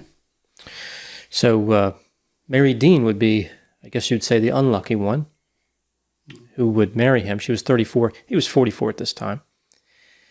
So now let's switch over. That's number 6. Right. It's number 6. Ultimately would be 6 and final. Yeah. But now let's move over and talk a little bit about the Duperrault family. Now, Jeff, you had talked about them before, a little about their history. Right. So the Arthur and Jean, the parents, and then the 3 kids, Brian, Terry Jo, and Renée. So this is, they meet because Duperrault family, like I had said, Arthur wanted to go on this sailing trip. They went down there, and Julian Harvey was the one that they hired as the captain. His wife was also on there. Julian's wife was also on the boat as the cook. And obviously, I assume that if there was any chance for his wife to come on there, they would have wanted to take that to not be separated, or something. Not that Julian probably would really care too much, given what we know now. Mm-hmm. So Arthur was only actually a couple of years younger than Julian. He graduated from high school in 1939, which is only 2 years after Julian graduated. He went to college immediately, and then World War II broke out, and he quit to join the Navy. He was a medic. And he became a corpsman. He became a medical corpsman. And he had several different jobs in the medical corps throughout that. At one point, he was, when he met Jean in December 1944, he was actually a pharmacist's mate. Like he'd moved up from just corpsman to a pharmacist mate. And he was, on ships all over the world. He got to see a lot of the world on board ships. He saw a lot of the Mediterranean. He was in the Bahamas and the Caribbean quite a bit, traveling around. When he met Jean in 1944, they dated for about 2 months and then got married, which was a very common thing during the war, during World War II. And then when he discharged a year later, in 1945, they settled down in Green Bay, Wisconsin. And he went back to school, became a physician. He specializing in optometry. Apparently he did very well. Yeah. The thing that actually made him the most money was he was one of the few optometrists willing to sell contact lenses, which was a brand new technology at the time. Revolutionary. It was. And people were very nervous about it. Yeah. In the very beginning. And apparently with some good reason, it took them a little while to get them refined. Yeah. But Arthur and Jean they did really well together. And they had a nice house just off of a country club. And Jean actually was a really good golfer. They got the country club membership. They lived almost off the ninth hole, I think it was. And everybody in the family, except for Terry Jo, really loved to play golf. Like even Renee at 7 years old was just starting to learn, and she really liked it. Terry Jo didn't. She preferred to run around in the woods and have fun that way. But they were pillars of the community. And Arthur really enjoyed sailing. Like he really did. Like they did a lot of sailing on the Great Lakes. And there was a lot of freshwater sailing. But everyone in the family knew how to operate a sailboat. But you're right, he wanted to see more. Like he wanted to go back down to the Bahamas and do more stuff on the ocean. What was the thing that he kept saying, that the best way to see the world is to travel, or something along those lines? They would say it in the book a lot. So you get the sense that he really had his family first in his mind, that he was very much a family man and loved his family, loved spending time with them, and wanted to have experiences with them, right? Wanted to go out and see things and not just stay in Green Bay, not just stay in Wisconsin, but and not just sail in the Great Lakes either. Let's go see places, let's go see things. And to the point of he didn't even let his own optometry practice hold him back, so to speak. He was planning on, he had found someone to take over his practice for a year so that they could go and sail the world. And, that paints a really good picture of Arthur in my mind, and Jean, of course, too. That, he didn't make excuses for, I just don't have the time to go out here. Well, he made the time. You know what I mean? He made the time for his family, for his kids, to give them the best that as he saw it. Which is, of course, it's a shame when anybody gets murdered, but especially someone who just, the priorities were just good, right? They said really good priorities, and they kept them in check all the time too. So it's a shame that such a good guy, such a good family man, such a good father and husband, would come to this demise through nothing that he did, right? Mm-hmm. In fact, quite the opposite. He came to this demise just because he wanted his kids to see the world. In contrast to Julian, though, like his service, it wasn't something that he talked about a lot. Mm-hmm. Like he didn't need to. I mean, if people were like, "Were you in the war?" He'd be like, "Yeah, I was in the war. I was in the Navy." Like he would talk about it a little bit, but he didn't use it the way Julian did. Like Julian, he would always mention that to everybody. Oh, did you know I flew in the war? Like that was his introduction. That was his pickup line. Yeah, you get the feeling that Arthur was very well adjusted. Yeah, right, and he kind of knew what he wanted. He wanted to have fun with his family, so he wanted to take this test cruise before subjecting them to a year. Right. Yeah. Because it's a little bit much to just be like, yeah, we're going for a year, but we don't even know if we're going to like this. Like, we know we like sailing around here, but are we going to like this for 2 weeks being cooped up together? Yeah. Right. So 2 weeks, we'll try it out for 2 weeks and see how we feel about it. And apparently things were going really well. Everybody really liked it. Yeah, so this is where we are in November 1961, right? So it goes down. You mentioned before he chartered the boat for $515, which was probably a lot of money. In 61, and Harvey was getting $100 a day. So this was a 60-foot boat, and I haven't been on many boats in my life and been on even fewer sailboats, but the only sailboat I was on was my brother's, fairly small. So I can only imagine what a 60-foot sailboat must be like to be on there. The mast just looks huge from the pictures, or pictures of at least similar sailboats. It looks huge, right? I mean, just the massiveness of this and the amount of, to me, complicated features on this, like rigging, yeah, and getting the sail just right. And when I was on my brother's sailboat, getting it right and kind of catching the wind so that you actually went forward, you kind of get into the groove of it, but it's difficult, and the wind, of course, can change and storms can come, and there's always so many variables, and it's amazing that there's just so much motivation for them to go on this, thinking about doing it for a year, let alone for these 2 weeks. It's pretty amazing. There's a lot of work to be done here, and imagine there was a lot of excitement in the air too for the family. Yeah, well, a massive family adventure. Yeah, where they all had a hand in operating whatever it is you operate on the deck with these boats. There's all kinds of little wheels you turn and levers to pull and knots to tie, and yeah, that's a big one. So this particular vessel is referred to as a ketch. It had 2 masts, main mast 60 feet tall, so as tall as the boat is long, and then a 45-foot stern mast. And it was about 15 feet wide at the widest point, which I presume is near the middle of the vessel. So usually there's a swell. Yeah, so it's big. A big boat, even though there's a lot of people. I think it was actually at maximum capacity with all these people. I believe it was. Yeah. So we see here that the Bluebelle departs on November 8th, headed for the Bahamas. They make it there. They enjoy all kinds of activities, spearfishing, snorkeling, buying souvenirs. Big even back then. And he mentioned to a commissioner, which I guess is a job title for somebody down in the Bahamas. I think it was at the time. The Bahamas was under British rule at the time. So British commissioner. So he said this is a once in a lifetime. He would be coming back soon. Yeah, he said we'll be back by Christmas. Very excited. Yeah.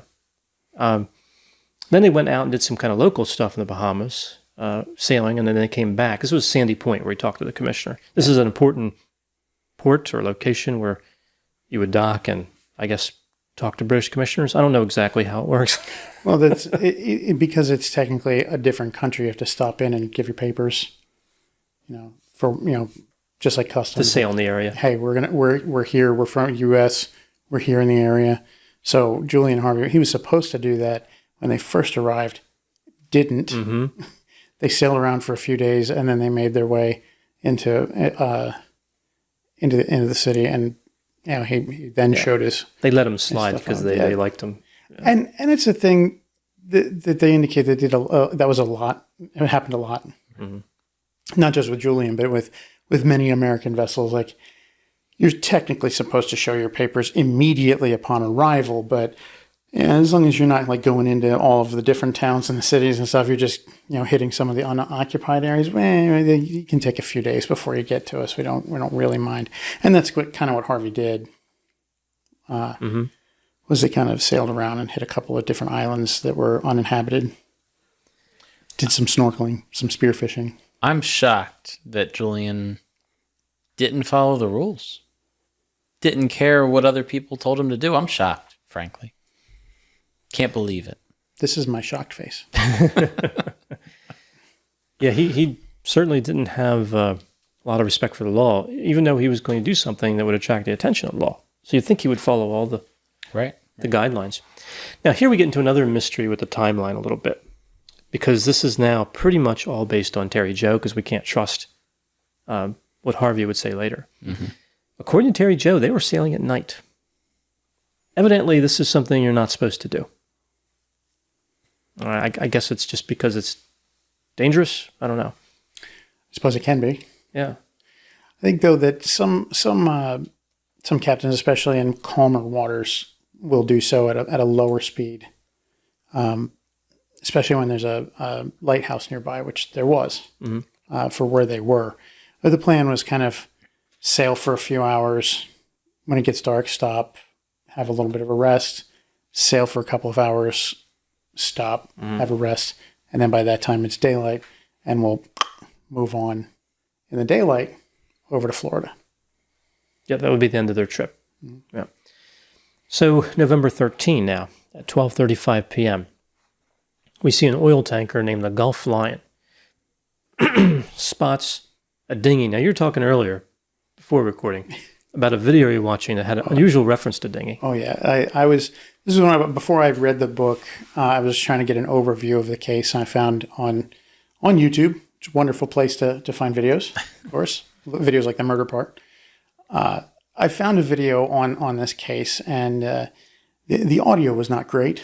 There was a lot of great information, and I think that it was a really well put together video, but the audio sounded like the announcer was trying to swallow his microphone the entire time. And when he got to this particular word, it was really, really bad and really jarring for me, because he's like, and then Julian Harvey launched the Dingy. And he told this, I don't know about the Dingy. And then he dove in the water and got on the Dingy. And the Gulf Lion found this Dingy. Like, it's pronounced dinghy. Like, that is one of the things I do know. It is pronounced dinghy. And that's one of those things, some of these words are esoteric. I don't think dinghy is. Like, dinghy is one of those words you would hear if you watched movies and TV. Like, it's a pretty common maritime term. Not something like some unusual part, below deck that you would never hear of unless you handled it or whatever. Dinghy, you should know. Now, I will give a little bit of a pass if he was reading off a thing and he's never seen the word written out before, because it is not spelled the way you might think. Mm-hmm. It's like D-I-N-G-H-Y. Mm-hmm. So he might, without even thinking, because he's just reading off a piece of paper and not really making the connection that, oh, this is a dinghy, right? This is the boat, right, got it. Like, if he didn't make that connection, he's just reading off of the boat. Everybody's got, those little things where they have these different pronunciations for things because they've only either only heard them, right, or have only seen them in print. There's a show that came on a few years ago, How I Met Your Mother. One of my favorite was they talking about this very subject, and one of the main characters had never heard the word chameleon before. He'd only read it in print. So he pronounced it chameleon. It's the chameleon. It's chameleon. Another word that comes to mind is epitome. First time I saw that written, I was like, epitome? What's an epitome? What? And I literally for hours, I was like, epitome. Why don't I know what an epitome is? And then I don't know how, I forget how it was some embarrassing way that I found out it was the word epitome. It was the epitome of embarrassment. And I don't remember how it was, but it was embarrassing, whatever it was. And I was like, oh, epitome. Okay. All right. I guess we could have done a little bit better with the spelling of that one, but I get it now. There is one word pronunciation that I go to. It's not that I have never seen it or heard it. It's that a person I used to work with used it as a phonetic for spelling this word. And it was schedule for schedule. In order to remember like the that it's like right. schedule. She was like schedule. Schedule. And that is stuck in my head. And like every time I'm like, I'm going to put that on my schedule. Like I think about that. And that was like 20 years ago. The old schedule. Like, yeah. So we'll give him a pass for dingy. Yeah. It might have been a dingy dinghy. It could have been. It could have been. Yeah. Very likely, too. Very different words, though. Dingy and dinghy. Yeah, so a dinghy apparently is a small vessel that you carry aboard a yacht so you can go into shallow water. Mm-hmm. Sure, if you can't get close. Not a large vessel, but bigger than a typical life raft. Yeah. So more usable. And it can be propelled by motor. Yeah. Or some of them do actually have a small sail that is the length of the boat that can be erected. This one did. And this particular one did, yeah. So we see here the dinghy spotted in the ocean has, as I understand it, a raft being towed behind it. Mm-hmm. And the sail was retracted. So as the Gulf Lion approached, you can picture these crew members kind of leaning over the railing. There's a big tanker. It doesn't move fast. You're kind of like, what's this guy doing? They see these red things bobbing in the ocean and then going under. And it looked a lot like gas cans. They didn't see an engine. So Julian Harvey says, I have a dead baby on board, is actually what he said. And A couple of the sailors from the Gulf Lion said that when they first spotted him, they were close enough to know they could see him. They knew he could see them because, massive tanker. And it did not seem like he was doing anything to try and attract their attention. Like this is a dinghy out in the middle of nowhere. This is a vessel supposed to be used to go from your big ship to an island, like maybe as much as a mile at a time. It's out in the middle of nowhere. Like, there's no other ship in the area. So obviously this is something that's, it's an emergency situation. Or at least abnormal. Something's up. We'll want to figure out what this is. Yeah. But he's not trying to signal them until they get much closer. And then he's all of a sudden, oh, hey, I didn't see you there. I didn't see you there. Where'd your boat come Do from? you remember the movie Castaway? Yeah. Spoiler alert for Castaway. Tom Hanks. Yeah, Tom Hanks is in the raft, and there's a scene where it was a raft he made on the island, and the ship comes by. Yeah. And not much happens in this movie. It's actually kind of dull. Yeah. But that's pretty amazing with that. Like, it's huge from that perspective. Right. That's pretty much the whole movie. If you watch that scene, you're good on Castaway, I think. Yeah. Well, the air crash. The air crash is good, but there's also the stuff with Wilson. That's pretty iconic. It is pretty iconic. It's some volleyball. The ice skate. No. Yeah, we can't go that's I there. just made a lot of people That's cringe. the worst. That's the worst part of that movie. Like, oh, goodness gracious. And of course, the rescue. So, I mean, you could probably boil it down to that. Plane crash, a friend who's a volleyball, some scenes that are cringeworthy in terms of, how you can feel what he might have felt, and then rescue. Yeah, and then the little clever twist at the end there. There's one part of that movie, like he's got this one. He's supposedly like a UPS or like executive or FedEx. something. Like he's a FedEx guy. Like and like the transport that he's on crashes, of course, and he ends up on the island. And there's a bunch of packages that float up, and he opens many of them, which is how he finds the volleyball and the ice skate and some of the other things he's got. And he's got this one, and he's about to open, and he's just like, no. Like, it becomes his whole raison d'etre at that point. Like, I'm going to deliver this one. This is going to get me off this island. So I'm going to deliver this one. And so he gets off the island, and then he eventually goes to deliver this thing, and he drops it off. And that's kind of like the end of the movie. We don't ever find out what's in it. And I think my headcanon is always like, she opens it up, like this woman takes us and goes, what's this? Oh, my satellite phone. Right. I'm like, and it's still got a charge too. Like, that's great. Like, that's the moment when Tom Hanks would just be like, I wondered where my flare gun was. Oh, my whole survival kit. Finally, it came. it's like, wow, you finally gave me, this whole survival kit that would have saved my life if I'd been deserted on an island, which includes a satellite phone and a flare gun. Oh, years worth of freeze-dried food. This is great. I've been waiting for this. And matches. Like, he had the worst time making fire on that. And it's not that hard. Like, he made it way more difficult than it should have been. It is pretty hard, though. Show Survivor, you ever see that? It can be. They struggle on that show. You ever see Survivor? Yeah. Jeff Probst? Yeah, they really struggle some of them, to make fire.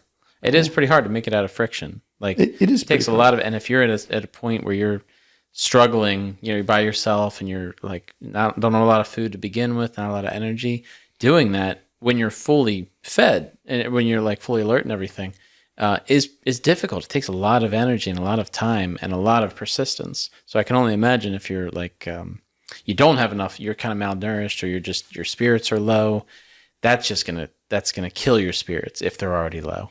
And when I did it, it wasn't a life or death thing. It was just, can you do this? And I was like, no, I give up on this.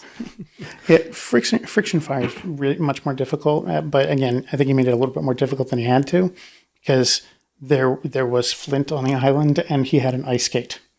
He had flint and steel. He could have just, hey, fire. Like, it's a lot easier to do it that way. Oh yeah. But, I think Survivor actually has a fire making challenge at the end or something now, right? Or at least in the last few, or I don't know. they're given flint and like the kindling, and they're hitting it with the knife or whatever, and just like sometimes they're whittling that thing down to almost it's like they're really burning that flint quick. You know, like, I haven't watched Survivor in like many years. Like not since I guess it first came out. I guess a lot of people are still watching it because they're still making it. I think I've seen just about every one except for there was one season, it was 1 or 2 seasons where I was like, I just can't. Yeah. Actually, I've never watched Survivor. It's a pretty cool show. It's only been recently that I've been exposed to things like Naked and Afraid, which I don't know. I think is ridiculous, but they do have some of those challenges as well. Like, oh, we got to find a way to make fire.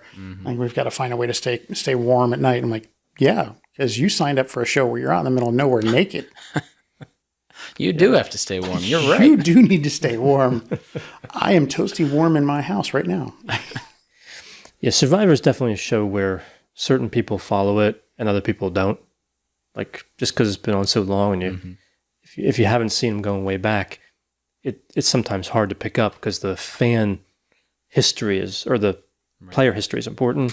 It's like if you just started watching football, and they're like, "Oh, that guy looks like Joe Namath." Who's Joe Namath? I mean, he's kind of important if you're into football. Yeah. I don't know sports ball very much, so I don't really either. You know, football. Me neither. surprise. None of us really watch football. Shocking, I know. Yeah, I used to watch football all the time, but then the head injuries, I don't feel good supporting it anymore. That makes sense. Yeah. That makes sense. So, so I wanted to say about Julian. You talked about he wasn't really doing anything to attract their attention at first, and one of the things they would say later too was they didn't have a sail up, which could have also been something to be able to see him from a distance, but he would have an excuse for that too. You know, The raft. raft, because it would tip pulling over. it, and right. Yeah, and that was one of those details that actually the people who were good with sailing would say, like, well, yeah, that makes sense. Yeah. Because, you know, a yacht the size of the Bluebelle could tow that little raft no problem, but the dinghy wasn't much bigger than the raft, and it'd be like it towing a sea anchor, right? And the wind would not act in its favor and could capsize the entire thing. So you're like, okay, well, we understand that. Yeah, then your dinghy would be dingy Yes. with that seawater. Right? Yeah, all the salt. It would be a dingy dinghy. It would be bad. So Julian so anyway, the dead body was Renée, as you mentioned before. All right, the youngest child on board Bluebelle. Who Julian actually initially identified as Terry Jo. Yeah, he confused everybody for a while there. Yeah, even though it was 4 years between them. But so he told the crew members the day before at 8:30 p.m. the Bluebelle was hit by a squall out of nowhere, sea squall, which is a storm, and the vessel keeled over, but also the 60-foot mast, the main mast, snapped and went like straight down, like a hammer and a nail. Right. Which apparently, I don't think that sounded right, but the experts apparently agreed that's not what happens. The Coast Guard investigators said that. Could have been you. I know, right? I could have had much more of an expert opinion on this particular subject. But yeah, a lot of them are like, well, just based on if the wind is blowing and the vessel is keeling and the mast snaps, it's going to go down and off the side of the boat, not snap and go straight down. And penetrate. Yeah, he said it would penetrate straight down through the engine through room the hull. and through the hull. Water was coming in, and the gas line to apparently a Chevy V8 was the engine on board the vessel. Like, okay, got a Chevy V8. I didn't know that's how that worked, but I guess you can use the motors for all kinds of things. Absolutely. Absolutely.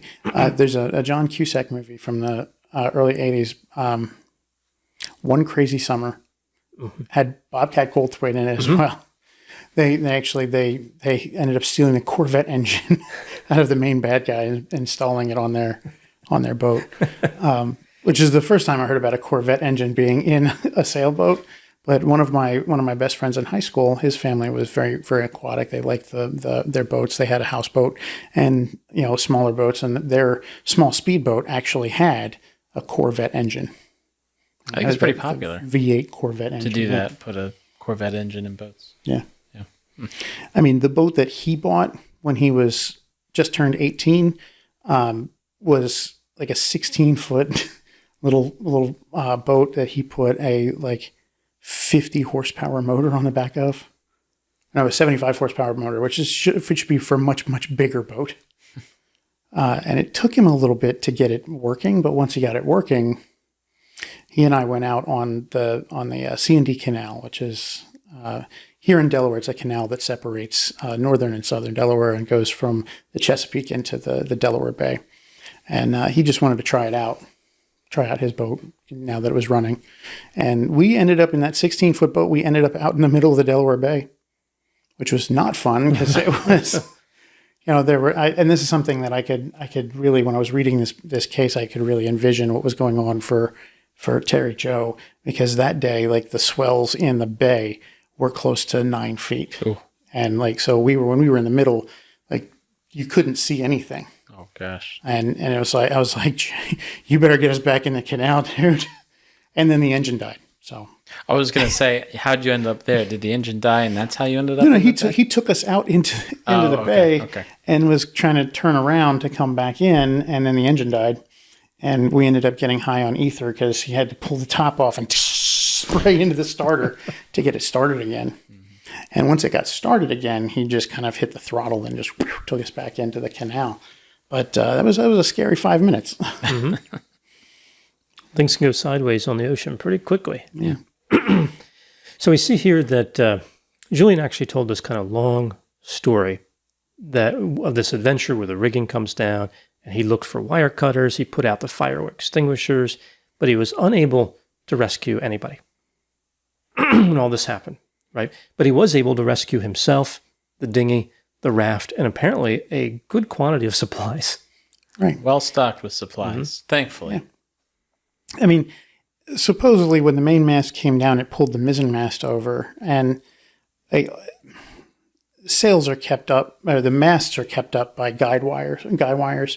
They're not called guy wires on a boat. I don't remember what the terminology is for them, but the wires keep them upright because the boats move a lot, obviously. Mm-hmm. Rocket on the ocean. And the masts aren't the same width all the way up. Like they do taper towards the top a little bit. And they can whip around. Mm-hmm. Yeah. So they have these wires to keep them in place. And so what Julian said was that when the mast came down, all those wires came down with, and it pulled the mizzen mast down, and the sails and all the ropes and all of these wires were all over the place. And that depending on who he was telling the story to, at first it was, the family was in the belly of the ship. They were in the, not the hold, they were in the cabin below. And when it went down, like all of the stuff piled on top of them, and they were injured and trapped in there. But when he got to the Coast Guard, he was like, all this stuff fell and people were on the back of the boat. And he was on the front. With Arthur. Yeah. And he was trying to get to them. And he was trying to, and then the fire started, and he was trying to put the fire out. And he told Arthur to keep the wheel steady. And he took into the wind. And he had tacked into the wind, and he had the engine running slightly to keep it moving a little bit. And Arthur would have never taken into the wind. And the Coast Guard, but the Coast Guard investigators didn't know how experienced Arthur was as a sailor at that point. But even they were like, yeah, that doesn't make sense. No, because it's going to fan the flames. Yeah, because it's going to fan the flames. I'm standing here. There's a fire in front of me. I turn into the wind. The fire is going to go right in my face. Why am I going to keep holding that course? That's what the investigators were thinking. Yeah, and Julian said he only retrieved Renee's body because it happened to float by. Mm-hmm. Out of respect. Mm-hmm. Yeah, out of respect. Yeah. Yep. He said that he had a carbine light, which is supposed to be is a chemical light. All you have to do is pull the tab on, and you toss it in the water, and it'll shed bright light for a while because it's supposed to float and cast bright light. So he said that he just threw it overboard. I said, "Did you pull the tab on it?" He's like, I didn't know there was a tab. And again, I thought you just threw it into the water. And it's like, really? You're an experienced captain. You've been doing this for years, and yet you don't know pull tab, then throw? right, and they would point out those details. Like these are basic things that even if you're not familiar with the specific details, you would know that these things are common on ships, right? Having his experience, and so he kind of just glanced over those details in his story, and they could kind of get the sense. It kind of seems like he's making this up as he goes. But when he was giving the testimony, again, just like we see in other, we mentioned before, when he was giving his testimony and they would call him on some of these details, that's when the stammer would come out. And I think that he kind of started playing up the stammer a little bit, because like he started stammering a little bit more when he noticed that they would back off when he started doing that, because they're like, well, he's been under a lot of pressure. Like, this is a really crazy thing that could have happened. Details don't seem to be right, but he's really upset. And they started pulling back on their questioning. And I think he started using that a little bit more. I think that, when anytime they would call him on the details, they would be like, oh, I'm sweating. Oh, collar's getting hot. And stammer would come out, and then he would just play it up because he's like, okay, I got to get out of this. And they would get more sympathy that way. And so I'm sure he had learned how to use that to his advantage by that point in his life. Yeah. And when they were doing that, in that investigation and getting his testimony was actually 3 days later, because it was a day after the events happened that he was picked up by the Gulf line. And then he was put ashore in the Bahamas. And he was supposed to go directly to the commissioner's office, but instead he went to the airport and got on a plane and flew back to Fort Lauderdale. Right, where he would face the the Coast Guard. Right, and it was a day after that when he got there. So as we mentioned, he was in the interrogation, and one of the Coast Guard investigators comes rushing in and goes, "They found Terry Joe." Julian's response was, "Oh my God." Well, that's great. Well, that's wonderful. They're wonderful. Well, that's wonderful. And like he had finished giving his testimony at that point, and they were getting ready to move on to I think it was Harvey Pegg, who was the owner of the boat. And they had already told Harvey that he could stay and watch this testimony, and he could offer cross-examination if he wanted. And initially it looked like he was going to do that, but then the Coast Guard investigator Barber came in and was like, "Terry Joe's arrived." He's like, "Oh, that's wonderful." And then he left. So let's talk about November 16. So at this point, we only have Harvey's story. Mystery sea squall that a nearby lighthouse did not see. Fire, the same lighthouse did not see it. Lighthouse was only 2 or 3 miles away. He sailed away from that instead of going ashore. Yeah, towards the lighthouse, which he would have been able to see. Which he could see.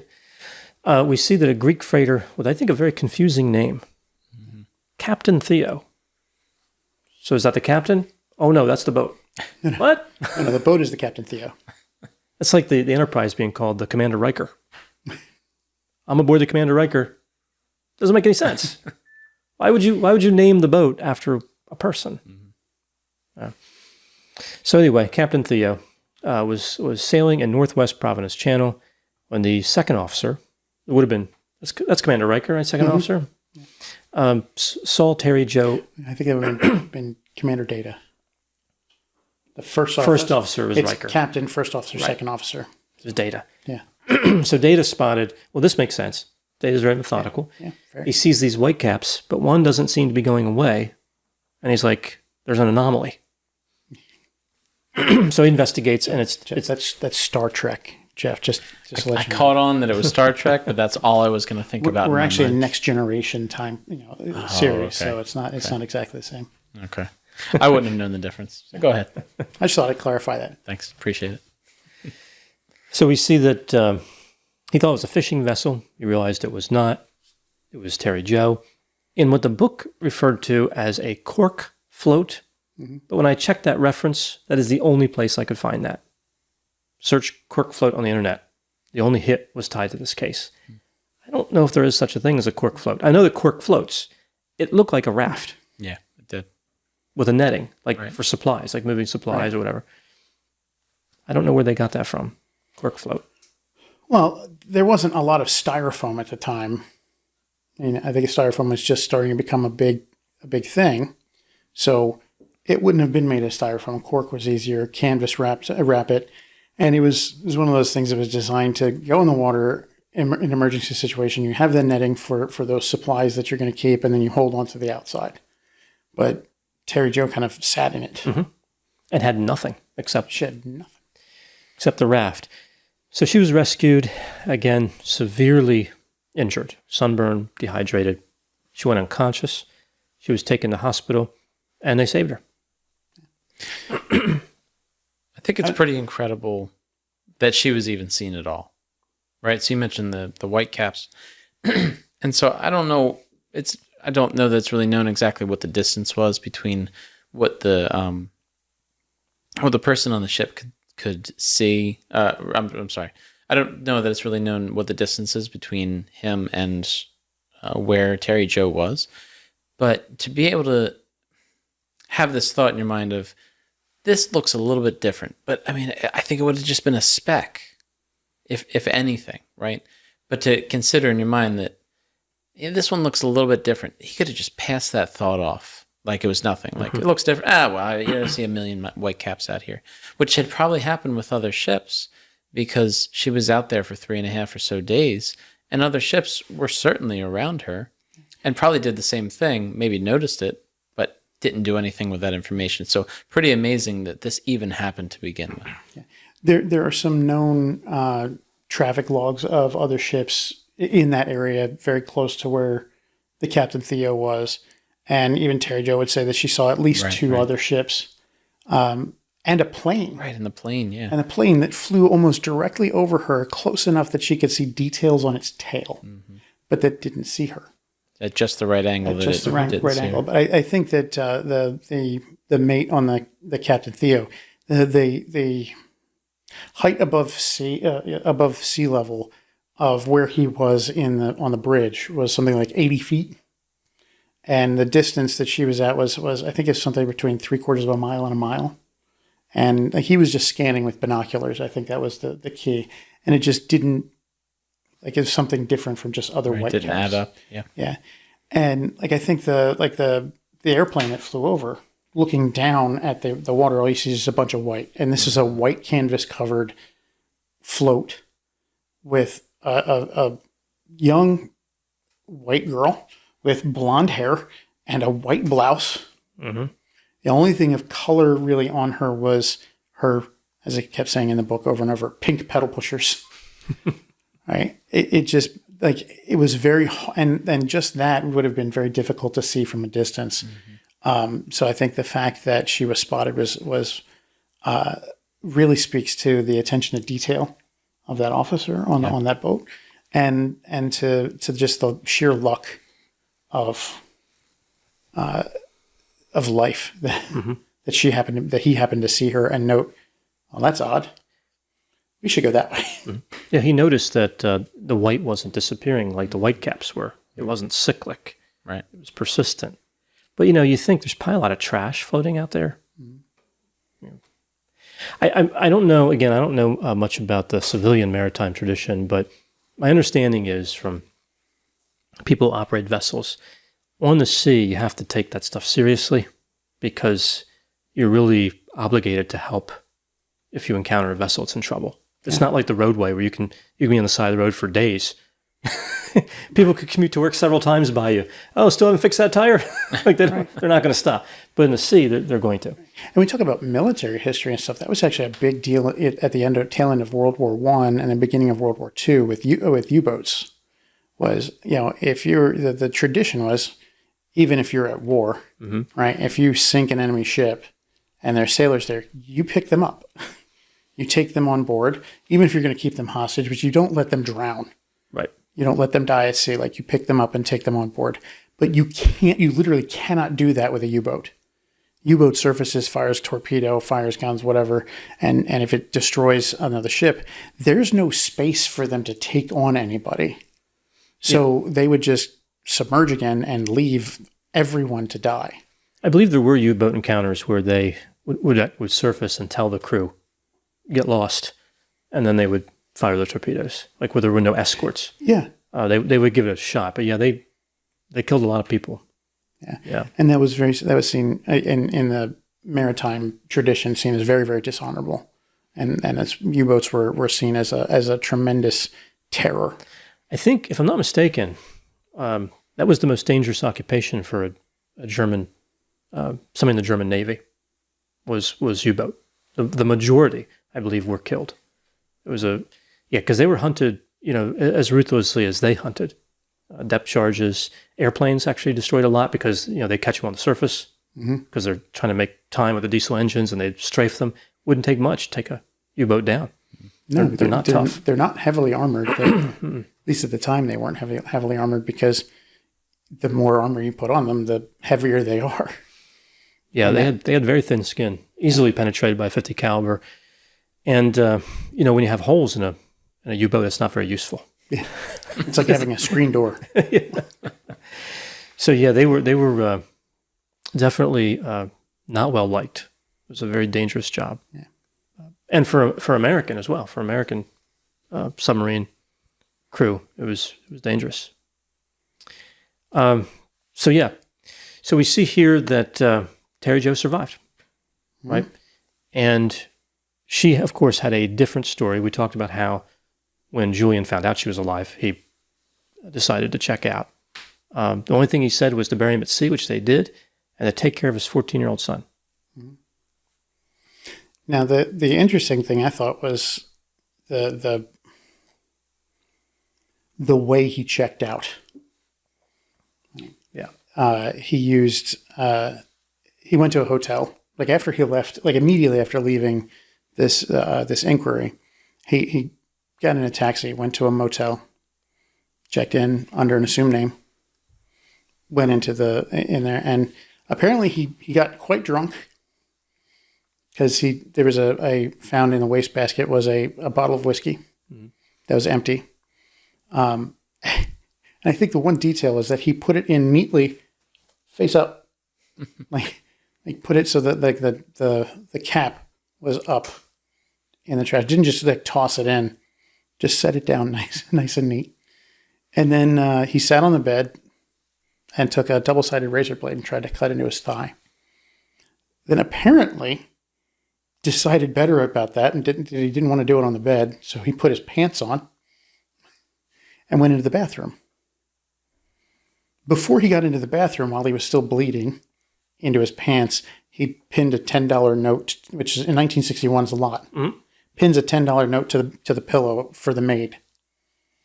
And then he went into the bathroom and proceeded to use that same razor blade to savagely cut himself. It was brutal. Through his, both thighs, ankles, across his own neck, on his arms and wrists. Had to be a lot of suffering. A lot of it. A lot of it. And I imagine not too pleasant for the maid who discovered him. There's actually, I think in the book it says the maid. She didn't actually see him. So the door was closed and blood or something or some indication, and she got somebody else. She saw blood on the bed, on the sheet, and then saw the bathroom door was closed. Tried to open it, but there was something, pressing against the inside. It had a little bit of give. When she pushed, she saw blood on the floor and the cabinet. She was gone. And she booked it out of there. She did not actually see the body. Police officer came in who managed to force the door open and saw the body. And this officer actually knew who Julian Harvey was. Right. I said, that's Julian Harvey. He's like, that's Julian Harvey, like laying there. And but yeah, that's how he checked out of this world. He left that note saying, take care of my kid, and bury me at sea. He said, cremate or bury at sea, and then he crossed out cremate. Right. And again, they did that quickly. I think it was a photograph of that with him, burying him, throwing him overboard. So we see now that after he's dead, we finally hear Terry Jo's story, which I imagine, I can picture all these guys waiting at the hospital. Like this was like probably the most amazing story they were about to ever hear. Yeah. And there was, if it was today, it would have been cameras like all over the hospital, right? Like, oh, there were cameras waiting outside of the hospital, but the physicians wouldn't let them in. And they had police officers outside her doors so that no reporters could get in. If it was today, there'd be drones out the window just trying to get a peek in somewhere, and somebody be out there shooting them down or something. Yeah, they would be updating the news cycle like every 20 seconds. She blinked. But it was an amazing story, worthy of coverage. And it got national coverage in the media at the time. Newspapers and radio stations were carrying that all over the place. And like, she got letters from all over the country. The people sent flowers, and they sent toys. And It was a doll. there was a doll. Like she'd had one of the super large life-size dolls for many years, but it had been lost on the Bluebelle. And somebody sent her one, which is a fairly expensive toy. And she really was comforted by that one at the time. Like, she held on to that. Especially during when they questioned her. Mm-hmm. Yeah. So they talked to her, and they're like, okay, what happened? And did she have a tail? Right. So she went to the lower cabin at 9 p.m. on the 12th. Again, they're sailing at night, which is a little odd. Everyone else was on deck. She heard her brother screaming and yelling. Then she heard thumping noises, presumably people falling onto the deck after being stabbed by Harvey. She walks up to the deck to find her mother and brother in a pool of blood. They were actually down below. Oh, were they? I thought they were in the... No, they were down below. It was main cabin near the galley. She was in like her bedroom, the bedroom, the cabin that she shared with Renee. It was actually a small 3/4 cabin, like kind of bunk beds. Mm. And that was right next to the engine room. And then just outside of that was the main cabin, and then the stairs up to the deck. So when she came on her way out, she walked through there, and there was her mother and her brother laying in a pool of blood, and she knew immediately that they were dead. Like, they weren't moving. Their eyes were open, apparently. Like, she knew somehow, like, she just looked at them and knew that they were dead. And the screaming that she had heard was her brother saying, "Help, Daddy, help." Mm-hmm. Yeah, so she continued toward the deck. Yeah. Right? And then she saw Julian Harvey carry a bucket. We now believe that was a gas can. Mm-hmm. He pushed her below deck. I picture him just kind of like pushing her face or something, just like, and he said, "Get back down there." Get back down there. And she ended up back down in her cabin where she was at before. Yeah, for 15 minutes. Right. And she said she had to walk past her.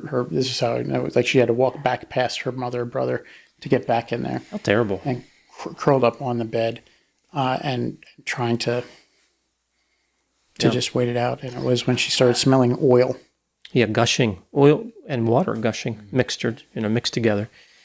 And Julian comes in carrying a .22 caliber rifle. Now, she didn't know that, but that's what we now know it was.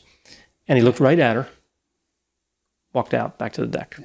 She said he was carrying something that she thought could have been her brother's rifle. Her brother had brought a .22 rifle on so that he could shoot sharks.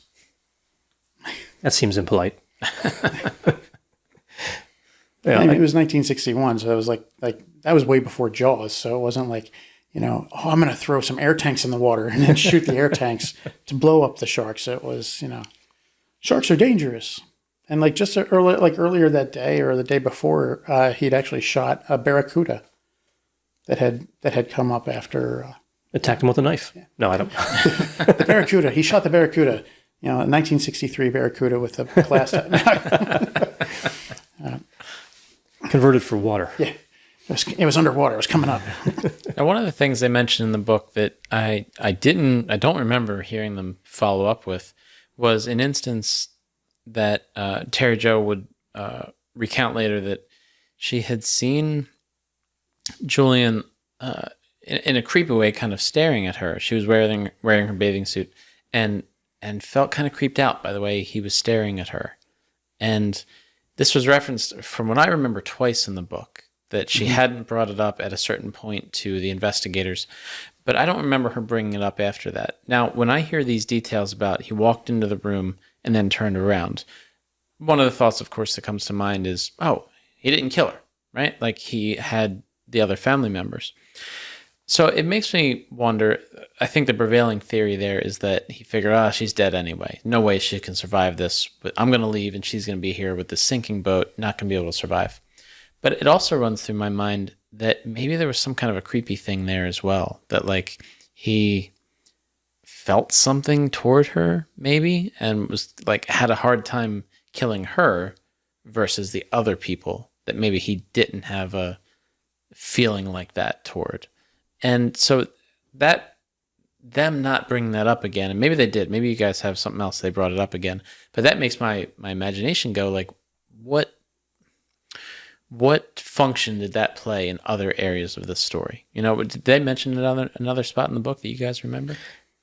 I can only remember, yeah, like they said it like twice. Yeah. They mentioned it twice. Like they mentioned that she would later, like at the beginning, where they're talking about, you know, it was one of the first days that they were there. Yeah.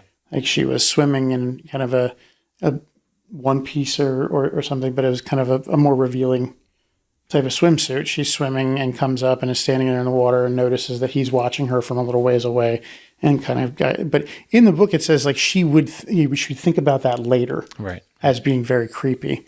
And then the next time I think they mentioned it in the book was like she didn't bring it up at this time that he had done this. Mm-hmm. But then it was never brought up then again. I don't think it was ever brought up again. So I don't know the significance of it, but it makes me wonder if it was significant for this, could have been potentially significant in this situation. It could have been.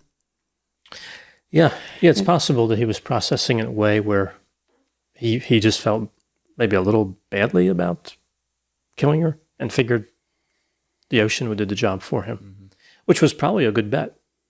Yeah. You know, I think 99 out of 100 times he would have been right. Yeah. Under those conditions. I think that he also, like, he didn't demonstrate that he was really a hands-on killer. Like, he wasn't your Gary Ridgway type of killer, like, who was going to be like, I'm going to wrestle you to death. Like, it was okay. With the previous instance with his third wife and mother, it was, I'm going to drive this car into the water, and then I'm going to escape and not help them, and then they die that way. But I don't think that he really was hands-on. I think that if something hands-on, because we don't really know.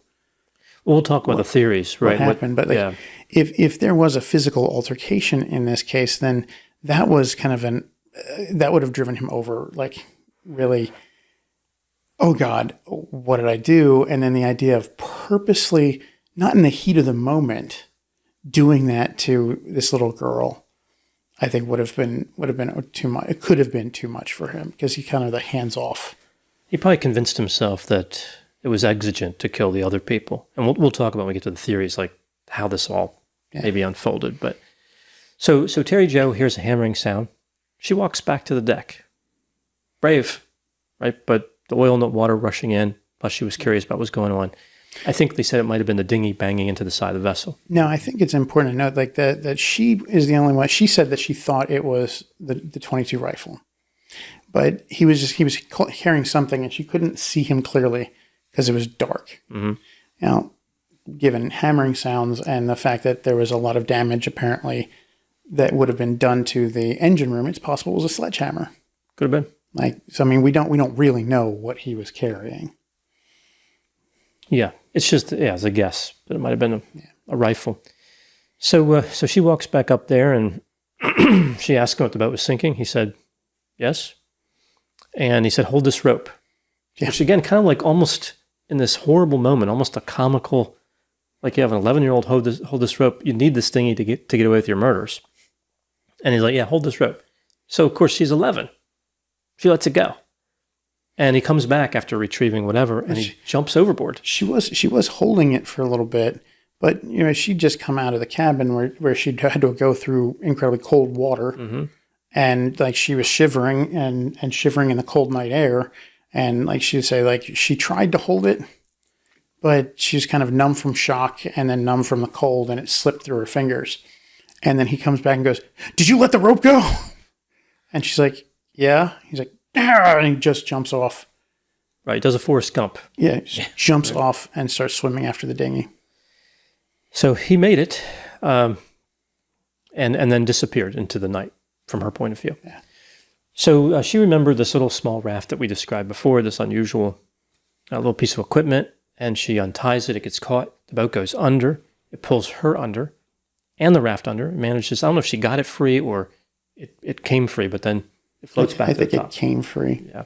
It's like it wasn't like firmly attached. Like she'd gotten the knots undone and was holding on to it, and then something like grabbed and pulled them under, and then it came free, and she boop, backed up on the surface of the Terrifying. water. For Yeah, an 11-year-old, can you imagine? Terrifying for anybody. it'd be terrifying for me. Well, and she had to untie this this raft from wherever it was attached, and untying knots is pretty difficult, depending on the knot, of course, right? It's difficult for anybody, and if it's an elaborate knot, even more so. Not for Alexander the Great. Fair enough. He just cut it. But how much more so for an 11-year-old who is under an incredible amount of stress, and also just saw her dead mom and brother, and is, I'm sure, not dealing with that at the moment, but it just happened, and not to mention the boat's sinking at the time. So for her to do all of these things, and for them to actually happen, like untying the knot and just having these things all work out, is just incredible, right? And the amount of, I'm going to say, clarity she was able to experience at that moment. I'm sure her mind was not very clear, but I mean, it kind of was, though, at the same time, because she could have just frozen from fear, both literally and in her mind as well. She could have just given up, right? She could have been like, I don't really know what to do, and just given up on it. But I don't know, her motivation level or just her ability level, whatever it might be. But she had a lot of really good qualities that contributed very positively to the situation. Oh, absolutely. I think that her reaction to the whole situation was very.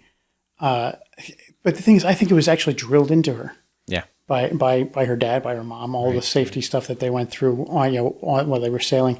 And I think the difficulty and complexity of the knots was actually less of a factor than it might think because of the experience she had with sailing. Mm-hmm. Like her dad her dad was making sure that everyone knew how to do this. And these were half hitch knots. They were meant to be easily undone. So she would have been able to recognize it. I mean, it was just like boink, boink, boink, boink, pull it free. But it was the presence of mind to go, I know where a flotation device is. I'm going to need that. Going over and grabbing it. And, more so just being able to have the manual dexterity with, those fingers that were near frozen to pull those knots. That's, I think, incredible. Yeah, and she did not have a lot of time. No. This wasn't like, people might say, why didn't she use the radio? But there was no time. No. Yeah, there was time to get the raft barely. And then it went out from under. By the time she got those 4 half hitch knots undone, she was in the water on the float and then being pulled under. Yeah, and she noticed there was 3 things she noticed that if there ever had been a trial, I think are really the key evidence that would have convicted Harvey. The Bluebelle was not on fire. The mast was not broken. And the sea was calm. Crucial elements. Yeah, there was no squall. There would be later that early morning, but it wasn't. It wasn't then. It didn't contribute to the sinking of the Bluebelle. The boat was already at the bottom of the ocean by the time that squall came around. Right. Yeah, so Terry Jo would go on to marry, have 3 children. I believe, as far as I know, at least up to the time the book was written, lived in Wisconsin. So. And she would refer to the sinking of the Bluebelle as the accident for a long time. Yeah, and I think we now appreciate it as a murder, as several murders. So before we wrap up this video, I did want to discuss the theories of what happened. The book explores this kind of extensively, and I think a little bit clumsily. I think it's probably much more simple what happened, but who knows? Only Terry Jo, she's the only credible witness, and she doesn't know what happened for much of it because she was below deck. Mm-hmm. But why do you think Harvey did this, and how? So the one that they present as the likely theory is that Julian planned to just kill his wife. Now, the important detail here is that at some point before this murder, at some point before the ship going down, he had taken out a life insurance policy on her, and it had a double indemnity clause for, I might get the detail wrong, I'm trying to see where I wrote it, but it was accidental death. Am I correct on that? So that he would get there'd be double the amount of money in an accidental death situation.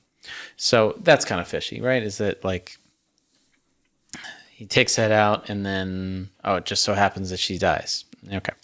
So that was one. That was the one they described as the most likely. And so he went to do this. He may have killed her, and one of the Duperrault family members saw him, or there was something that got messed up in the execution of that, and he ended up having to kill the whole family just so there were no witnesses, and sinking the boat so there was no evidence behind, or little evidence at the very least, that they'd be able to find after the fact. So then he could go and get the money and probably go commit some other fraud sometime after that. So that's the likely theory, but they also had a second one that was presented in the book as well. You want to talk about that one, Mike? Yeah, go ahead. So second theory, this one was presented as not as likely, and maybe didn't happen, but at this point it's just who knows. We can't verify anything. So the second theory was that Julian was involved in a drug smuggling ring, and there was a drug meetup that was planned for that night that the Bluebelle went down. And again, one of the family members walked in on it or witnessed it, presumably maybe Arthur, but witnessed this thing, and all of the same kind of details ensued after that, right? Julian didn't want anyone to know that this happened, didn't want any witnesses. Now, this may seem far-fetched, like who came up with this idea? But there were some other details that would kind of support this. One that didn't support it was that, according to the author anyway, that it was well known that drug smuggling rings like this really weren't there in the early 60s or around that time, but they would be later on into like the 70s, 80s, and 90s. But one thing that did happen in the 90s, I think it was late 90s, 98, was that the owner of the Bluebelle, his two sons were involved in a drug smuggling ring since at least the 70s. Okay, so that by 98, this was known and they were prosecuted for this. There's no evidence that they could show that, like, there's no evidence that they would be able to show that would prove without a doubt that that they were involved in this. But they were able to recognize that they would use charter ships to kind of cover this operation. They would have drops in the Bahama Islands. And so it really can't be ruled out that this was a possibility. And and assuming that that's true, that his sons were in this drug ring thing, perhaps Julian was part of it too. We know that Julian's not a man of good character. So, maybe that's possible. We also know that he was fueled a lot by money. And obviously with drugs come money. So, two theories, but obviously they both had the same outcome, at least as far as the theories were concerned. Julian probably only meant to murder his wife and made it look like an accident, or made it look like he had no idea about it, but there were some complicating details and had to murder the family and get rid of the boat so that nobody knew any different. Yeah. That's the one I found to be way less probable. Is the history of the war on drugs pretty much starts in the 70s. And there are certain substances that have been made illegal. Cocaine had been made illegal. Marijuana had been made illegal, which was a incredibly racist legislation. But it didn't have the kind of draw on traffic at the time in the late 50s and early 60s. I mean, yeah, cocaine was being used, but the vast majority of people were drinking alcohol because it was just easier and cheaper. There wasn't as big a market for it, so the need for these like super clandestine smuggling rings wasn't as prevalent because there also wasn't as much in the way of customs checks in 1961. You'd probably come and go with a suitcase full of cocaine and They didn't have drug sniffing dogs sitting at the wharf waiting for you to come on. You just go to Cuba, pick up a load of whatever, and come back. And Cuba wasn't even embargoed at the time. So in '61, I think that would come later after the Bay of Pigs, after '63. So you could literally go down there, pick up a whole bunch of Cuban cigars, come back up, and it was completely legal. And if you had cocaine in the thing too, probably weren't going to have anybody stop you. It was a much different time. It was a much different time when it came to that. So that's what strings me as very unlikely. By the 70s, there would have been a lot more crackdown on that kind of thing, especially coming through right around Cuba and things. There have been a lot more, view on it. And then into the 90s, absolutely, the war on drugs was huge. I just don't buy that Harvey was part of that. I think that he definitely had intended on at some point doing away with wife number 6. Mm-hmm. Oh, yeah. And saw an opportunity to try and have her vanish overboard and be missing. I do think that he was seen by either Arthur or Jean, and that he then kind of responded aggressively in the moment. I think it's likely that he was trying to get rid of... I think it's likely that he did manage to kill his wife in their cabin. And when they stopped for the evening to get a couple of hours of sleep, he thought Arthur was asleep and was trying to get rid of her body, and that he was dragging it across the deck. This is just supposition, but it's what I can see in my head. Arthur isn't actually asleep, and he comes up to see, and sees, oh my God, what did you do? He goes rushing over, because he's a physician. He goes rushing over to try and render aid, finds she's dead, looks up, what did you do? And then they're in a struggle. Mm-hmm. And then hearing the struggle, Jean comes up, what's going on? He ends up going after her as well, and Brian's alive as well at that time. And so all of these things happen. I don't know. I think little Renee may have been tossed overboard. There's also the much worse, creepier idea that he had some designs on the girl children. Mm-hmm. And that he was caught in the act with Renee, or some sort of act with little Renee. And then Arthur just charged him and went crazy after him. And that Julian then just went back and killed everybody. It seems poorly planned. Yeah. Yeah. It doesn't make sense. I mean, back then, right, this was a time when, DNA was not available as an investigative tool. Blood matching was actually fairly primitive in '61, although possible at a few different levels. Fingerprints, things like that, but obviously he was on the vessel, so his fingerprints would be there. Mm-hmm. He could have murdered everybody and sailed the boat away and scuttled it somewhere else. Yeah. It would have made a lot more sense, because I would think there was a decent chance they would have found the vessel. Debris floating at points. And if they find the vessel, they're going to find out the mast isn't broken, all this other stuff. So you wouldn't want them finding the bodies in the ship. That would be very bad. And if he really would plan this out, he'd also do something without blood. Mm-hmm. Right? There's a lot of ropes. There's a lot of rope on a boat like that or a ship like that. You could strangle everybody, and if you do it right, you get everybody. You got them strangled, or you smack them upside the head, knock them out, and then strangle them or weigh them down and toss them in the water, and they drown. Or you wait till you're out in the middle of nowhere and just, oops. He probably even could have tricked them to getting into the dinghy, said there's smoke. He could have created a diversion, said the vessel's on fire, go into the dinghy, and then pulled a Mary Celeste on them. Right, exactly. The mystery of the Mary Celeste. Yeah, where the theory is they got in the smaller boat, and then the rope snapped or whatever, and they were stranded. Oop! Oh crap! There's our boat. Yeah. So that would have been a lot cleaner, and then he would have had the vessel that he could have taken somewhere to deep water to sink it, and have more time to make sure it stays under. Right. And I think really that was what he was trying to buy for. A lot of was time. And you mentioned earlier when the Gulf Lion found him, at least one reported crew member saw something red sinking into the water, and they believed that was a gas can. Mm-hmm.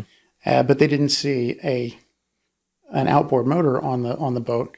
But people who looked at the boat later would say that there were some fairly fresh scratch marks on the back of the dinghy where an outboard motor would have gone. Right. It only clamped on apparently two clamps. It clamped on with 2 clamps and could have been easily just before they got close enough. He sees them and just unclamp, and then the outboard motors go on, and then he could say, "Oh, I've just been drifting." But in the book they went into how the drift patterns were different, and that he covered 7 times the distance that Terry Jo covered In less time. in less than an eighth of the time. Yeah. He had propulsion. Like he had propulsion of some sort, and it wasn't the sail, but he had propulsion and he propelled himself. And I think like his plan at that point might have been like, I think everything that happened on the Bluebelle was just, oh crap, like just things escalated way quicker than they thought. And I think he then, after that, when he got on the thing, he was like, I got to get out of here. I got to get as far away from here as possible. Not going towards the lighthouse, because if he goes toward the lighthouse, he's got to report that the Bluebelle went down sooner. And then there's a much greater chance that stuff is found. But if he heads towards Florida and actually gets out into the Gulf and is found in some of the busy traffic ways there, he can then say, oh, it's been 8 days. Right. He could throw the timeline So he could throw the timeline off and be like, yeah, we left this then, but it went down here, and then he knows there's no way they're going to find anything. And I think he was almost to that point. And if it had been one more day, Terry Jo would not have survived. No. And he'd have gotten away with it again. Yeah. Yeah, he almost did get away with it. It was amazing she survived, and that he eventually, I guess you could say, paid the consequence. He self-inflicted, but I imagine he would have went to prison when all this. I can see a jury very easily convicting Julian Harvey. Mm-hmm. Yeah. Terry Jo was old enough to know what she saw, and I think she would have made a good witness. Although Julian probably would have made a convincing witness too, because that was his thing. Yeah, very manipulative like that. Yeah. Mm-hmm. Would have been an interesting case to see play out. But yeah, again, it never happened. And that closes the story, right? One of the most amazing stories of survival and murder that I've seen in a while. A few things I wanted to add. So this, we talked about the ships that Julian had presumably sank before that, but this was his 3rd ship that he had lost in 6 years. He also had, we talked about the history of losing planes, losing engines, and things like that. So there's is a lot of thematic things here. And and friends and people he was in the military with would have running jokes about, oh, there goes another engine, or there goes another boat, or in his personal life and all that. So so he had this darker side to him that other people would report as well, like ex-wives and certain friends. But of course they would say, I never thought he'd be capable of murder, typical things we hear from people. But people had seen that other side and saw the callousness of him that indicated he didn't really care about other people, just as long as he got what he wanted. And then the nervous tic that he had, or the stammering and the things associated with nerves, a lot of people have them, right? I dealt with one when I was younger as well, and it sucks, but you deal with it. So like we see with many other conditions, the vast majority of people who have some kind of a nerve-related thing don't murder anybody, right? There's no association there as far as I know. But when you combine it with somebody who is vain or self-conscious about themselves, you could create, that person could create in them a pretty dangerous side to them, right? When they try to get what they want, when they try to make up for these lesser qualities as they might see them, that has the potential for creating a dangerous situation, like we saw with Julian. But for anybody else that deals with these things, therapy would be a good idea to work on their anxiousness. Even being able to work on any tics or any non-intentional behavior. So the stammering, right? There's people maybe in 61 and before that, maybe it wasn't as developed, but somebody can work on a speech problem, right? Like people are capable, professionals are capable of helping somebody with that, especially as it relates to a higher stress situation or a nervous situation. These things are possible it's possible with these things to be worked on. So Julian certainly had an out to this. He could have worked on it instead of just trying to make up for it. But of course, that's not what we saw. And then two other things with Terry Jo. So one, in 1999, well, let me back up a little bit. Terry Jo went to live with her aunt and uncle after all of this. Of course, she's orphaned now, doesn't have her parents or her siblings. Goes to live with her aunt and uncle who loved her and took very good care of her. One of the things, though, that they weren't really sure about, because this is not a situation many people find themselves in, or anybody really. One of the things they didn't really understand the consequences of would be not talking about this. They would identify it. You talked about Dr. Grande as the incident or the accident. And that's about all it would be. And it would be, they say 19 or 20 years before Terry Jo would talk about this, would identify any kind of emotions are related to this. Otherwise, it was just, that was the accident, and we don't talk about it, right? Friends didn't want to bring it up, because how do you bring that up? Family members didn't want to talk about it, because I don't want to re-traumatize her. I don't want her to feel bad about this all over again. So in that way, it was just kind of, let's not talk about it. Which, in our profession, of course, as counselors, we know that that's extremely dangerous, right? To not address a traumatizing event is one of the worst things you can do for yourself. You run a lot of risks, but keeping things inside, it gets bottled up, and it's going to come out in some capacity for most people. And so in the book, Terry would identify that, I think it was 19 years later, a physician for her kids was asking background information and asked if her parents were still alive.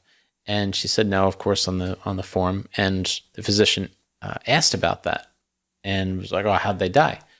And she was like, "That was the first time I'd ever really talked about it. It was during this, and it was pretty eye-opening for her. Wait a minute, I can talk about this. Okay, actually, this is kind of helpful for me. Go figure." But that was a pretty big deal. If the influential people in her life were telling her, "Don't talk about this," okay, well, that's what I'm going to do. But then as she's an adult, she realizes, no, I really do need to talk about this. So that leads to interviews. She had never really done an interview before that. So 1999, she agreed to take a truth serum, right? So sodium amytal. Could have been me. Could have been you doing that testing. You could have tested that medication, before she took it. Could have. Missed opportunity. Now, she reported that it was very helpful for her, right? And that it helped her see things more clearly. Now, this is 1999. This is decades later. Mm-hmm. But she reported that it helped her see things more clearly and understand the details that she didn't quite see or understand at that time. So, okay, whatever. But she would do interviews at that time as well and kind of get the story out there. And she would report that she just wanted to help people, right? She wanted people to understand the impact of what happened to her and ultimately help people, because that is very helpful. In the book, they, because there's not much to relate it to, but they related it to something like a rape victim and how a rape victim might process through the events of what happened. Obviously, very different details, but nonetheless, you can relate it to trauma, right? It was a traumatic accident that happened, and as a result, she has to process through that. She has to deal with it. She has to understand how that event impacted her then and in the future, right? And how she's going to go about in relationships and other situations, and how things she might have to deal with differently than other people. So expressing anger and expressing sorrow or grief, all the above, right? So different things that we deal with on a daily basis in therapy, but that somebody in her situation even who had seen therapists throughout her life, just wasn't really sure what to do with that. So really incredible story of her survival, but also everything after that and what she had to go through, just living a normal life, having a family and having unfortunately, a lot of different relationships, but trying to live a normal life with a serious trauma in her background. Right. Yeah, she survived on the ocean, but also survived and continues to survive, like for many years. It doesn't stop just when you get past the physically demanding part. Right. Yeah. I think that it's important to remember the context of the time. 1961, our very profession was only, like 3 years old at that time in Virginia, like hadn't even spread very far. So master's level clinicians weren't a thing. You had to go see a psychiatrist or psychologist, which is doctoral level. There weren't that many of them. There was a huge stigma against it because, if you went to see a quack or a psych doctor, you're crazy, and you could be ostracized from communities. There were people who took it and kept it very, very hush-hush if they needed to. Yeah. Well, we see that after World War II with the veterans returning. Like, you didn't say you had, any Shell type. shock. Yeah. They called it shell shock at that point. Like, you didn't say that. No. It would be like no job, no friends, your family might let you go. Like, it was devastating. So, now 61 things had changed a little, but not much. That was kind of the golden age of research and theory, but it had not been put into practice, as you said, Mike, through the master's level clinician, who are the workhorses of mental health treatment, right? And they didn't exist. So you had a bunch of theorists, and that was wonderful. I think some great theories came out of that, Rogers and Ellis, but it would be a good 20 years before they got implemented to any serious degree. Right. And a lot of those theorists, they were gathering great data, but they were also like focusing specifically on the people who were the worst case scenarios, people who could and did function regularly in society, even if behind closed doors they were a wreck and a mess. They still functioned, they still had a job, they still provided, they still took care of their family. They were the ones who really needed the help and weren't getting it because society just didn't have a value on it. It's not like today where we have a greater push and value. I mean, we still have a lot of distance to go to normalize mental health treatment in the same way as other health treatments, because when it comes down to it, health is health, whether it's mental or liver or foot or eye health, health is health. And there's very little stigma on going to see an optometrist or very little stigma on going to see a podiatrist or something like that. But there can still be, in some areas, stigma on going to see a counselor or a psychiatrist. Yeah, because at the heart of it is blame, right? The heart of it's just still people have in their minds that if you have a mental illness, you must be either causing it or making it worse. But if you're going to see an endocrinologist or whatever, a urologist, that's just a physical illness you're having treated. That can't be your fault. You can't control those things, but you must be able to control depression and anxiety and drinking and all these other things. Right. So it's fundamentally based on judgmental behavior, which again, if you look at somebody like Rogers, he dispelled the myth of being judgmental in the 50s. And we're still 70 years later playing around with that concept, trying to figure out how we get rid of that. And the treatment of trauma is something that is usually best done immediately following the trauma, yes, or as immediately as possible.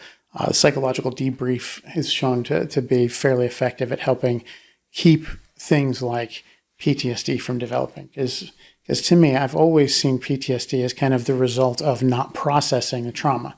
The longer you go without processing it, the more likely you are to have adverse effects, because your brain wants to process it. Your brain wants to make sure that you finish thinking about this thing, accept it as part of who you are. But the more you keep pushing it away, the more difficult that is to do. And then the more likely the brain is to try and keep bringing it back up because of forced recall and forced cognition. We keep thinking about these things over and over and over again, and it just kind of sits there. And which speaks to Terry Jo living her life with that coming back constantly, but nobody wanted to talk about it. So she has no way of letting that out. So, she goes under this, truth serum therapy, which there's no such thing as a truth serum. But the sodium amytal they use actually is a central nervous center depressant, which was probably very, very helpful in those sessions for being able to help her to relive those memories without having an extreme emotional reaction, to allow her to gain some of that clarity that she gained. I don't think that it's necessarily a great procedure to make as a standard protocol for treatment, but exposure therapy tends to be the most effective way of treating trauma, and it is a slow exposure to the memories and slow exposure to the trauma to become more used to it in the same way we would with fears and anxieties, because it needs to be processed. Yeah, you need to be able to fit it in to your story, right? Like the narrative piece, right? You have to fit it into your narrative, and that way you can not have fear of it happening again, or understand the risk and kind of move forward. But if you just keep ignoring it, it's not helpful. Yeah, I think with PTSD, you mentioned fast treatment's the best treatment. I think they're now saying within days is ideal. Mm-hmm. So I think it's important, because if you had a severe medical issue, people would say, well, go to a physician right now. But if you have a severe mental health issue, people still say, well, you got time. It's mental health. You take a few years. Just go relax. Like, take some time for yourself. Oh, yeah, just go on vacation. You'll be fine. Right. Yeah, just watch somebody get killed. But yeah, vacation's going to help. No, like that, you need to get into that right now and really work on it. With the narrative therapy, the greatest benefit with narrative therapy is that it kind of, in the short term, in the immediate term, it very much reduces the risk that other therapies have of re-traumatization. Because with narrative therapy, we don't talk about the past events. We talk about them as if they're a thing outside of you and how it's impacting you today. Because that is the most important thing to your current story, is how that trauma is impacting me today. What is it doing to me today to hold on to this trauma, to hold on to this thing? And the details of what happened, in 1961 for Terry Jo are immaterial to how she experiences that today. And once we get into, figuring out how to deal with those symptoms and deal with how to incorporate that and take the power away from those symptoms so that I'm not feeling overwhelmed and I'm not feeling, hypervigilant, or I'm not feeling depression type stuff or anxiety type stuff quite as acutely, then we can go into the past, examine what happened with a much greater, much lesser chance of experiencing re-traumatization, because we're doing it from a healthier standpoint in the here and now. Yeah. So kind of a good story for kind of discovering trauma, like what trauma is like, learning about how destructive it is over the lifespan. A lot of lessons taught by this incredible story. Phenomenal. Absolutely. And horrible story. All right. So final thoughts on Julian Harvey and these homicides. Start with you, Jeff. Well, the thing that continues to get me is Terry Jo's just her, I guess, and not only her abilities during the when the ship is sinking, but also everything since then, right? And I don't know, just she seems to be an amazing person, just all around, and I'm sure it's pretty fascinating to talk to her, for this book and interviews with her and things like that. And even just seeing her talking about it, like, I don't know, she's just, her way of being is just pretty incredible to me. So I don't know that I have much else to add to it other than, you know what, the other thing I wanted to add was that she had changed her name to just Terry, to kind of leave behind the little Terry Jo persona, right? Or the image of her being this little Terry Jo, to, well, you know what? I'm moving past that, right? I'm no longer this little girl that dealt with this stuff. Now it's me, it's Terry, right? And that, I guess, was part of her process of kind of moving on. And now this is going to be my life, rather than just, this is what happened to me, this is who I am. So again, she she was very strong in that way, I guess, and maintained some very important parts of her past, but also recognized, I'm going to move forward into the future. So a very strong person, somebody that is living a very meaningful life. Absolutely. Yeah, I think above all, an incredible survival story. Even though we talk a lot about Julian Harvey, because that's what we do in the murder part, Terry Jo is the star of the show. Mm-hmm. Like the story, she's the one that really stands out. Your thoughts, Mike? So this is, at its heart, still a mystery. Like we know that there are people who are dead. Like we know Renée is dead. Mm-hmm. We know that Jean and Brian Duperrault were dead. We know Terry Jo saw them. We can only assume that Arthur and Mary Denny are dead as well. Although Terry Jo did not see them. She did not see either one of them. But it's still a mystery. What happened on the Bluebelle? I think that's always going to be a mystery. Because we can make all the suppositions we want. There can be millions of theories. Like aliens could have come down and abducted people, and that's why Julian went crazy trying to protect the world from the aliens. Like anything could happen. Giant squid is always a possibility. Giant squid is always a possibility. But as much of a mystery as that is, the most incredible part is that Julian Harvey came within hours of getting away with it. If it had been only a few hours later, Terry Jo would have died on that float in the middle of the ocean. And then nobody ever would have known anything other than Julian Harvey's tale. Mm-hmm. And because there would have been no evidence, the Coast Guard investigators, even as positive as they were that he was lying, would have had no way of corroborating anything other than his story. And he'd have gotten away with it. Yeah. And like, speaking of like the anything could happen, the more I read this book, the more like my brain goes into like all sorts of creative places just in general. And I just had this image of a story, a horror movie that could have come out in this, or like an episode of Supernatural, which is a great show for all like 15 years that it was on the air. It's a great show where Julian Harvey, like he does all of these things, and Terry Jo is like, she's unconscious, but kind of like when she gets to the hospital and Julian is trying to run away, instead of running away, it's not that he kills himself. It's that the specter of vengeance of Terry Jo comes to him in that motel room and just wrecks him and gets the vengeance. That's the righteous vengeance that he deserves. It's a weird kind of thing, but it's a plot I've seen in shows like Supernatural. And like, that was the thing that came to my mind as I was reading this. I was like, they talked about the brutality with which he inflicted these wounds on himself. Almost like it was external. And I'm like, almost like it was external. And if it, that'd be a great story. Like if we made a movie out of this to add that supernatural element into it. You ever see the movie Ghost?